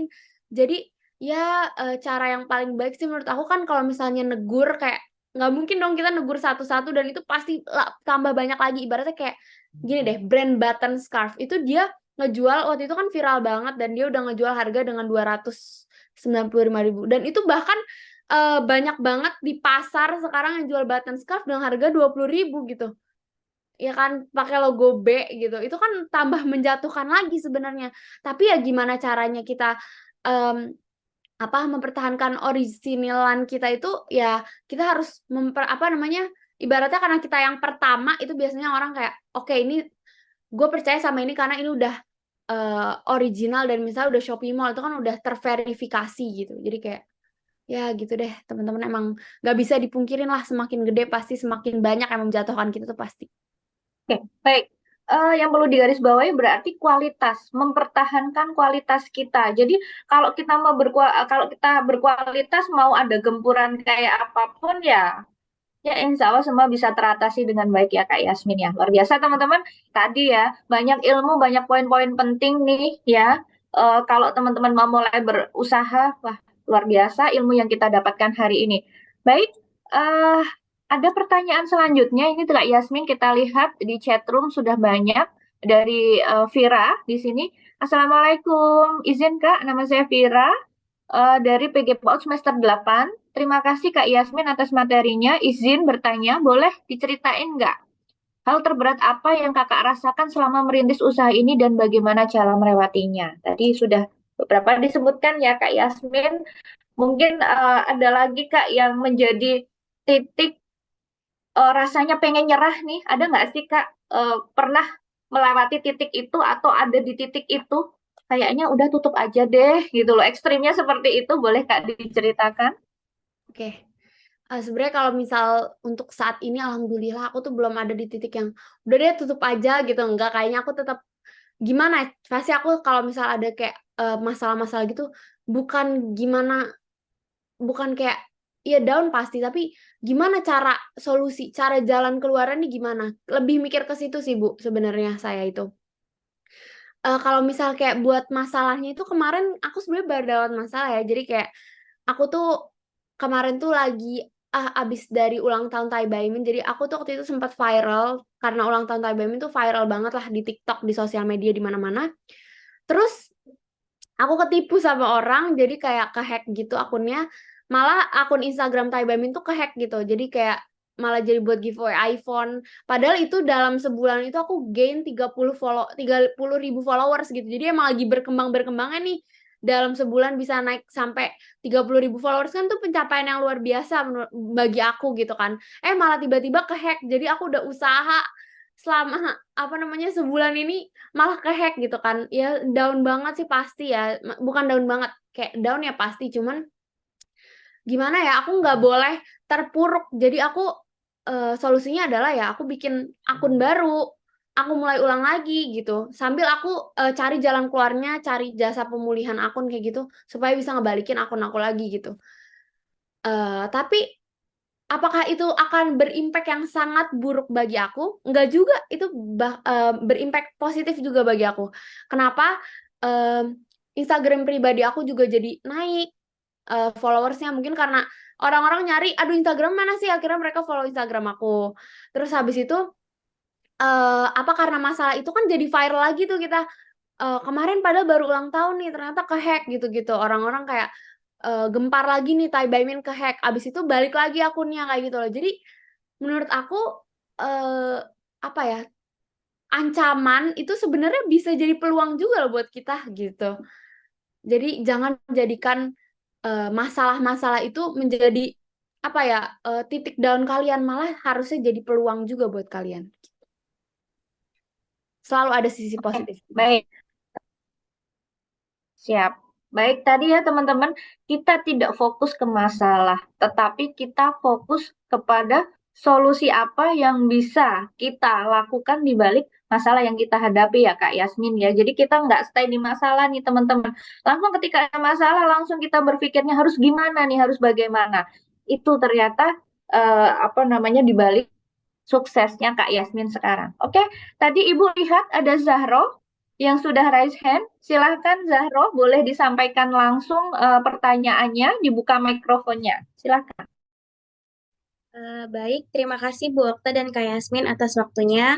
Saya Zahro Tunisa dari semester 4. Izin bertanya Kak Yasmin, bagaimana sih Kak manajemen waktu Kak Yasmin dari semua yang sudah dijelaskan Kak Yasmin tadi? Kayak Kak Yasmin ini kan seorang mahasiswa di mana Kak Yasmin tidak bisa meninggalkan tanggung jawab sebagai mahasiswa di tugas kuliah atau kegiatan kemahasiswaan.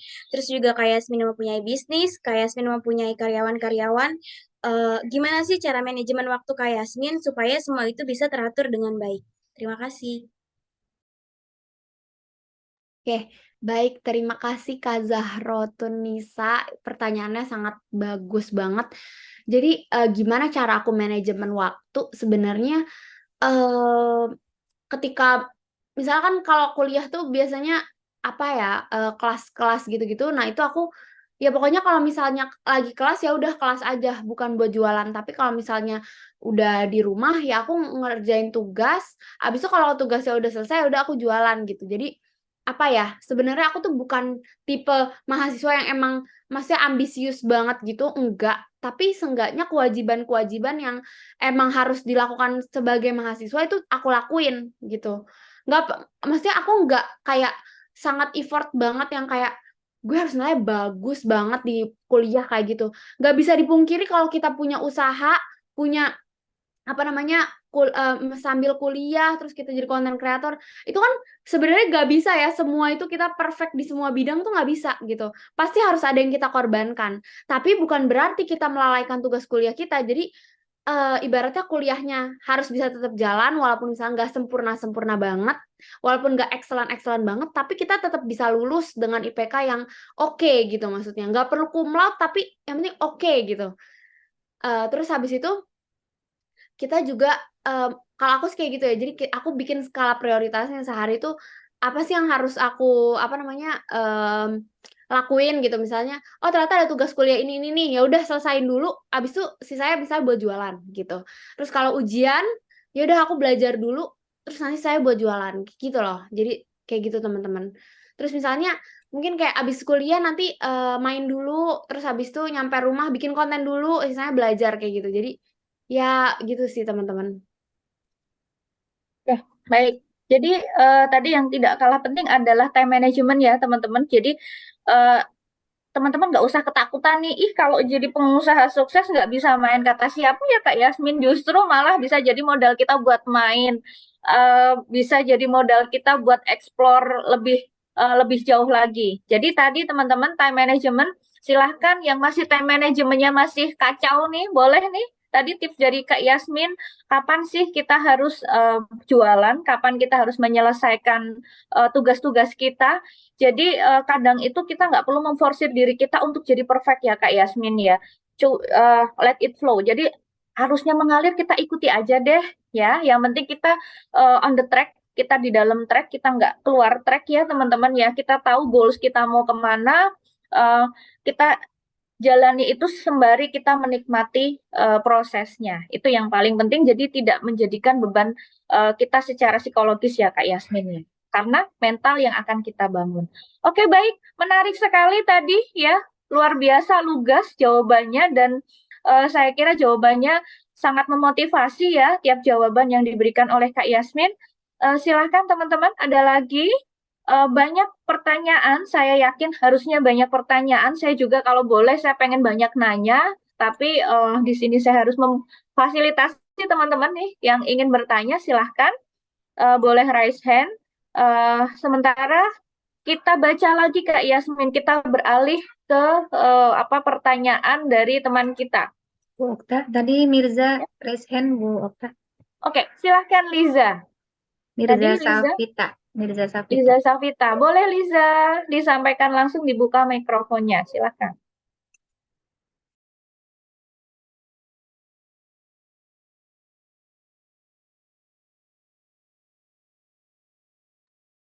Mirza masih ada? Baik Bu, Assalamualaikum warahmatullahi wabarakatuh. Waalaikumsalam warahmatullahi wabarakatuh. Silahkan Mirza.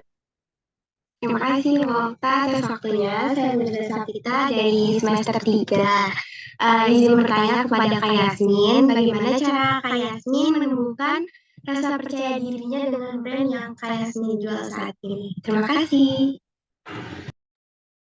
Oke, baik. Terima kasih, Kak Mirza. Jadi, untuk menumbuhkan rasa percaya diri aku terhadap brand yang aku jual adalah gimana ya, teman-teman? Kalau menurut aku, kalau kita jualan, itu kita harus percaya diri sama brand yang kita jual.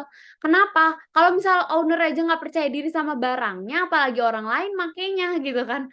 Jadi emang kita sebagai ownernya, ya kita harus percaya diri. Kita harus, percaya kalau barang kita ini emang berkualitas, emang oke kalau dipasarin di Indonesia ini akan berkembang, akan banyak yang beli, akan banyak yang suka. Itu dimulai dari kita sendiri dulu. Kita harus percaya diri dulu. Kita harus tunjukin ke orang-orang kalau barang yang kita jual itu berkualitas dan bagus gitu. Ketika kita udah percaya diri, itu pasti orang-orang juga akan beli gitu kan. Karena ya pokoknya gitu deh. Maksudnya cara menumbuhkan percaya dirinya itu harus mau nggak mau, itu harus banget percaya diri gitu. Ya harus tetapin mindset kalau barang kita tuh bagus gitu. Bukan main-main ini barang kita gitu. Makanya kita tunjukin kualitasnya, tunjukin apa namanya bahannya ke orang-orang gitu. Gitu sih, harus pede. Kalau misal ownernya aja misal nggak pede, eh ya gimana ya, barang aku ya cuman kayak gini doang. Nah itu orang kan jadi kayak males kan belinya.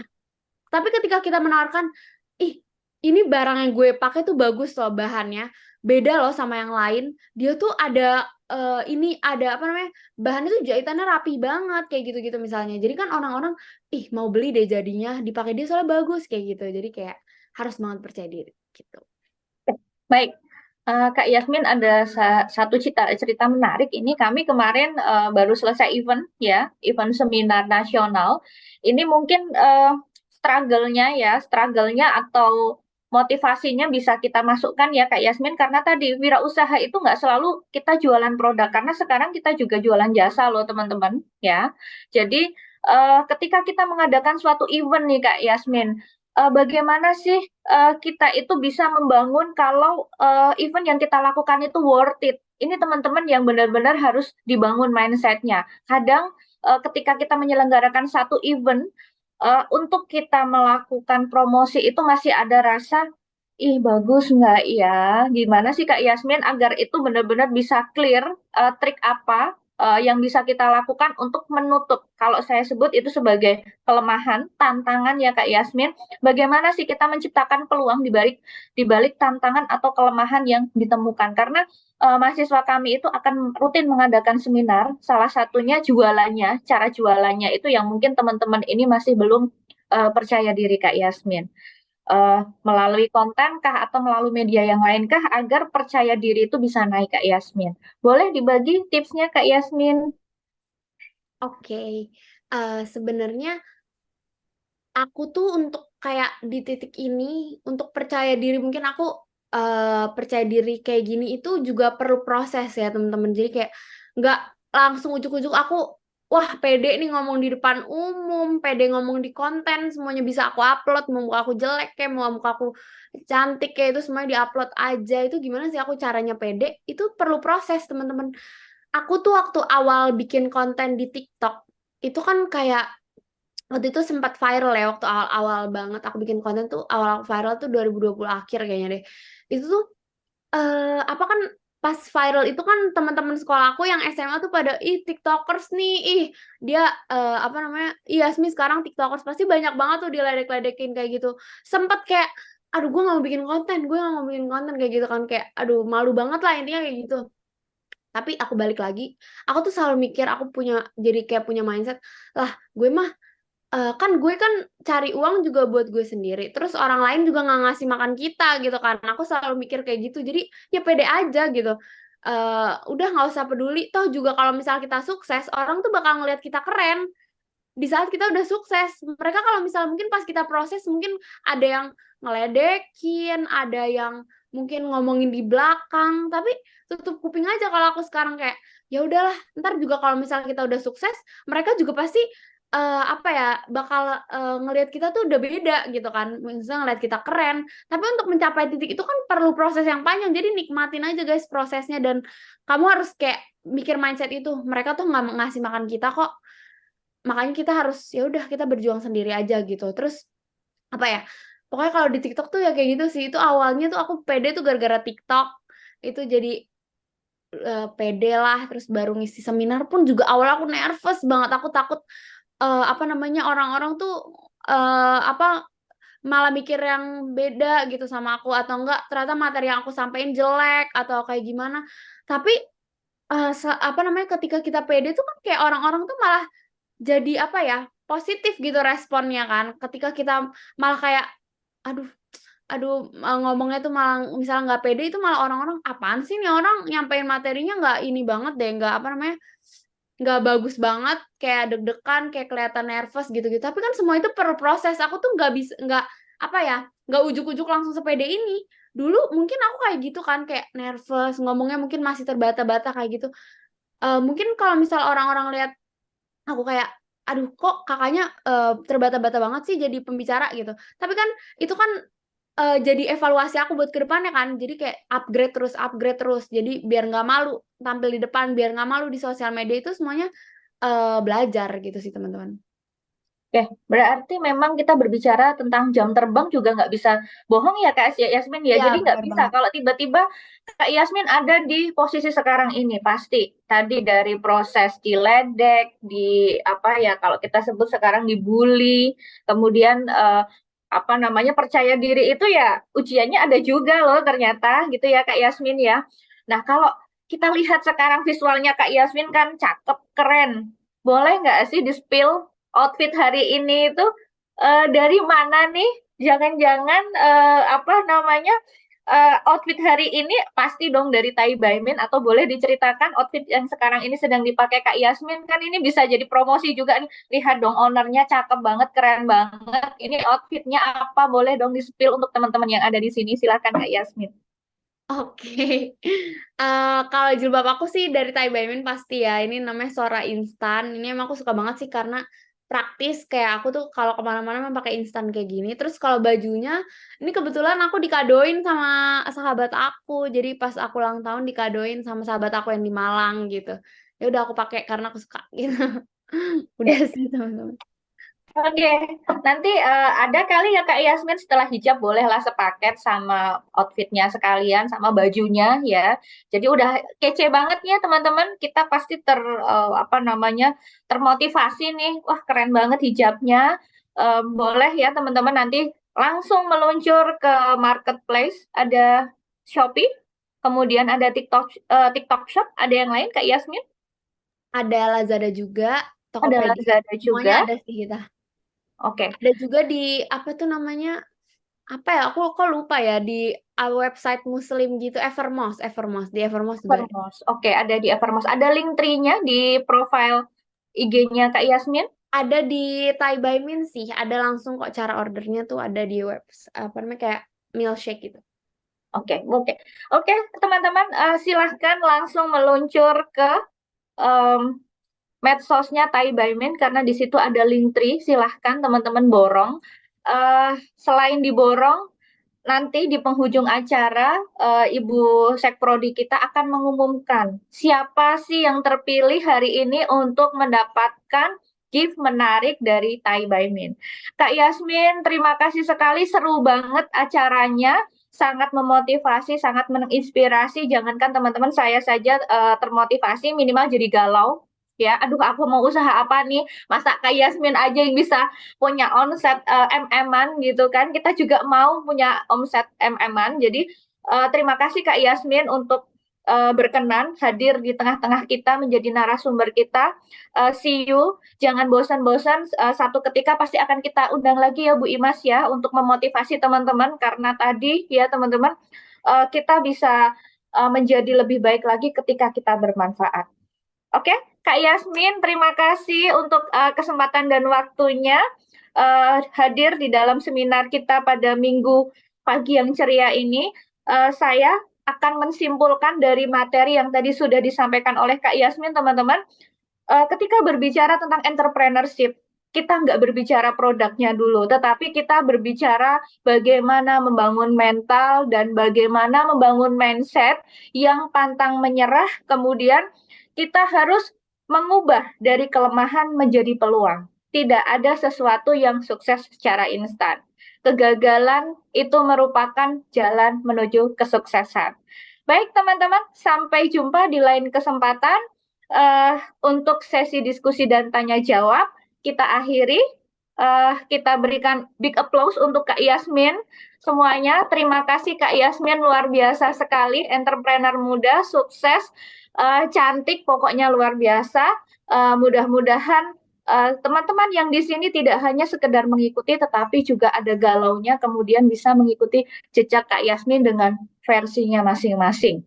Baik, izin Panitia, ada yang ingin disampaikan karena mengingat waktu yang sudah tidak banyak lagi. Terima kasih Kak Yasmin.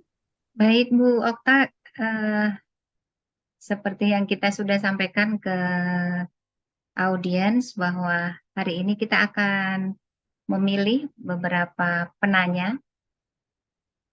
Kita lihat ada banyak penanya baik secara langsung maupun tidak langsung dan panitia sudah menyiapkan gift produk dari Thai by Min. Ada berapa nih? 7 atau 8 yang sudah kita siapkan untuk para penanya. Tapi sebelumnya saya mewakili Prodi PG PAUD FKIP UHAMKA mengucapkan terima kasih kembali ke Kak Yasmin ya, Kak Yasmin Salsabila Aziza. Hari ini kita belajar dari Young Entrepreneur bahwa mental itu yang lebih utama dari hanya sekedar berjualan produk. Karena kalau kita dengarkan tadi, yang kita dengar bukan hanya Kak Yasmin hari ini, tapi bagaimana 3 tahun berapa ya Kak Yasmin ya? Mulai membuka Thai by Min itu tahun berapa Yasmin? 2020. 2012 betul 3 tahun ini ya. 3 tahun ini kalau pengusaha yang lain banyak kita temukan merupakan penerus bisnis keluarga, tapi hari ini kita melihat sesuatu yang lain. Bermula dari bisnis anak muda, bermula dari bisnis yang dikembangkan oleh 2 anak muda, setelah berkembang menjadi bisnis keluarga. Jadi ini polanya berbeda dari bisnis-bisnis yang lain. Betul. Di mana kalau awalnya dari keluarga, kemudian anaknya yang meneruskan. Kalau yang ini mulainya dari anaknya dulu. Dari 2 anak muda, kemudian berkembang, dan rasanya tidak memungkinkan karena masih ada kewajiban sekolah dan kuliah. Akhirnya keluarga ikut membantu dan mengembangkan bisnis sehingga menjadikan Thai by Min hari ini. Oke, kita berikan tepuk tangan kembali untuk Thai by Min dan Yasmin Salsabila Aziza. Dan oke, siapa yang akan mendapatkan hadiah gift dari Thai by Min? Kita lihat. Teng teng. Oke, yang pertama diberikan kepada Anissa Ambar Bintang, Ratih Kurnia, Cici Sintia Dewi, Salsabila Dewanti, Diva Septiana, Afrila Kotrunada, Vira Elfrianti, Zahrotunisa, dan Mirza Safita. Oke, big applause untuk para penanya yang luar biasa. Dan hari ini senang sekali selain mahasiswa aktif juga ada hadir Diva Septiana, mahasiswa baru Prodi PG PAUD FKIP UHAMKA. Selamat datang Diva Septiana dan juga beberapa mahasiswa baru yang lain. Nanti kita akan adakan berbagai acara yang menarik lagi untuk para mahasiswa. Oke, jangan lupa untuk follow Instagram, TikTok, kunjungi TikTok Shop Thai by Min. Dan semoga tadi yang disampaikan Bu Okta, pertemuan ini bukan yang pertama, tapi nanti kita bisa lanjutkan. Semoga bisa offline ya Kak Yasmin hadir ke UHAMKA, khususnya di Prodi PG PAUD FKIP UHAMKA. Terima kasih Kak Yasmin, saya kembalikan ke Bu Okta. Baik, terima kasih Kak Yasmin. Teman-teman, dari sini kita belajar kalau pandemi kemarin itu memporak-porandakan perekonomian tidak hanya di Indonesia tetapi di seluruh dunia, Kak Yasmin bisa melakukan pembuktian yang terbalik, teman-teman. Di balik kelemahan, Kak Yasmin menciptakan peluang dan menunjukkan kalau bisa sukses. Jadi apapun kondisi kita sekarang ini, keadaannya, kita sekarang ini jangan pernah negative thinking, jangan pernah overthinking. Overthinking itu dalam beberapa hal itu tidak baik karena di dalam wirausaha atau entrepreneurship yang harus kita bangun adalah mindset dan mental yang tangguh. Baik, dari saya hari ini selaku MC sekaligus moderator mengucapkan terima kasih terutama dan pertama untuk Kak Yasmin Salsabila Aziza. Terima kasih untuk ilmunya, sharing pengalamannya luar biasa sekali. Kita tunggu kehadiran Kak Yasmin pada event-event berikutnya. Nanti akan kita selenggarakan event yang lebih besar ya Bu Imas ya, yang diselenggarakan secara offline. Jangan kapok Kak Yasmin, mudah-mudahan kita bisa bertemu sesegera mungkin. Baik, dari saya mohon maaf lahir batin apabila ada hilaf, ada kesalahan dalam tutur kata yang saya sampaikan. Terima kasih teman-teman, sukses untuk kita semua, tetap semangat teman-teman. Selamat berliburan teman-teman, silahkan merefleksikan diri dan tentukan goals ke depan, mau apa, mau jadi apa, dan apa yang akan kita lakukan. Demikian, alhamdulillah tuntas sudah rangkaian acara seminar pengembangan kewirausahaan dan karir edupreneurship yang muda, yang berkarya, yang produktif di era digital. Saya selaku MC dan moderator undur diri semuanya. Terima kasih atas partisipasi dan atensi dari awal acara sampai akhir. Kita ketemu di lain kesempatan yang lebih baik lagi. Billahi taufik wal hidayah. Wassalamualaikum warahmatullahi wabarakatuh. Waalaikumsalam warahmatullahi wabarakatuh.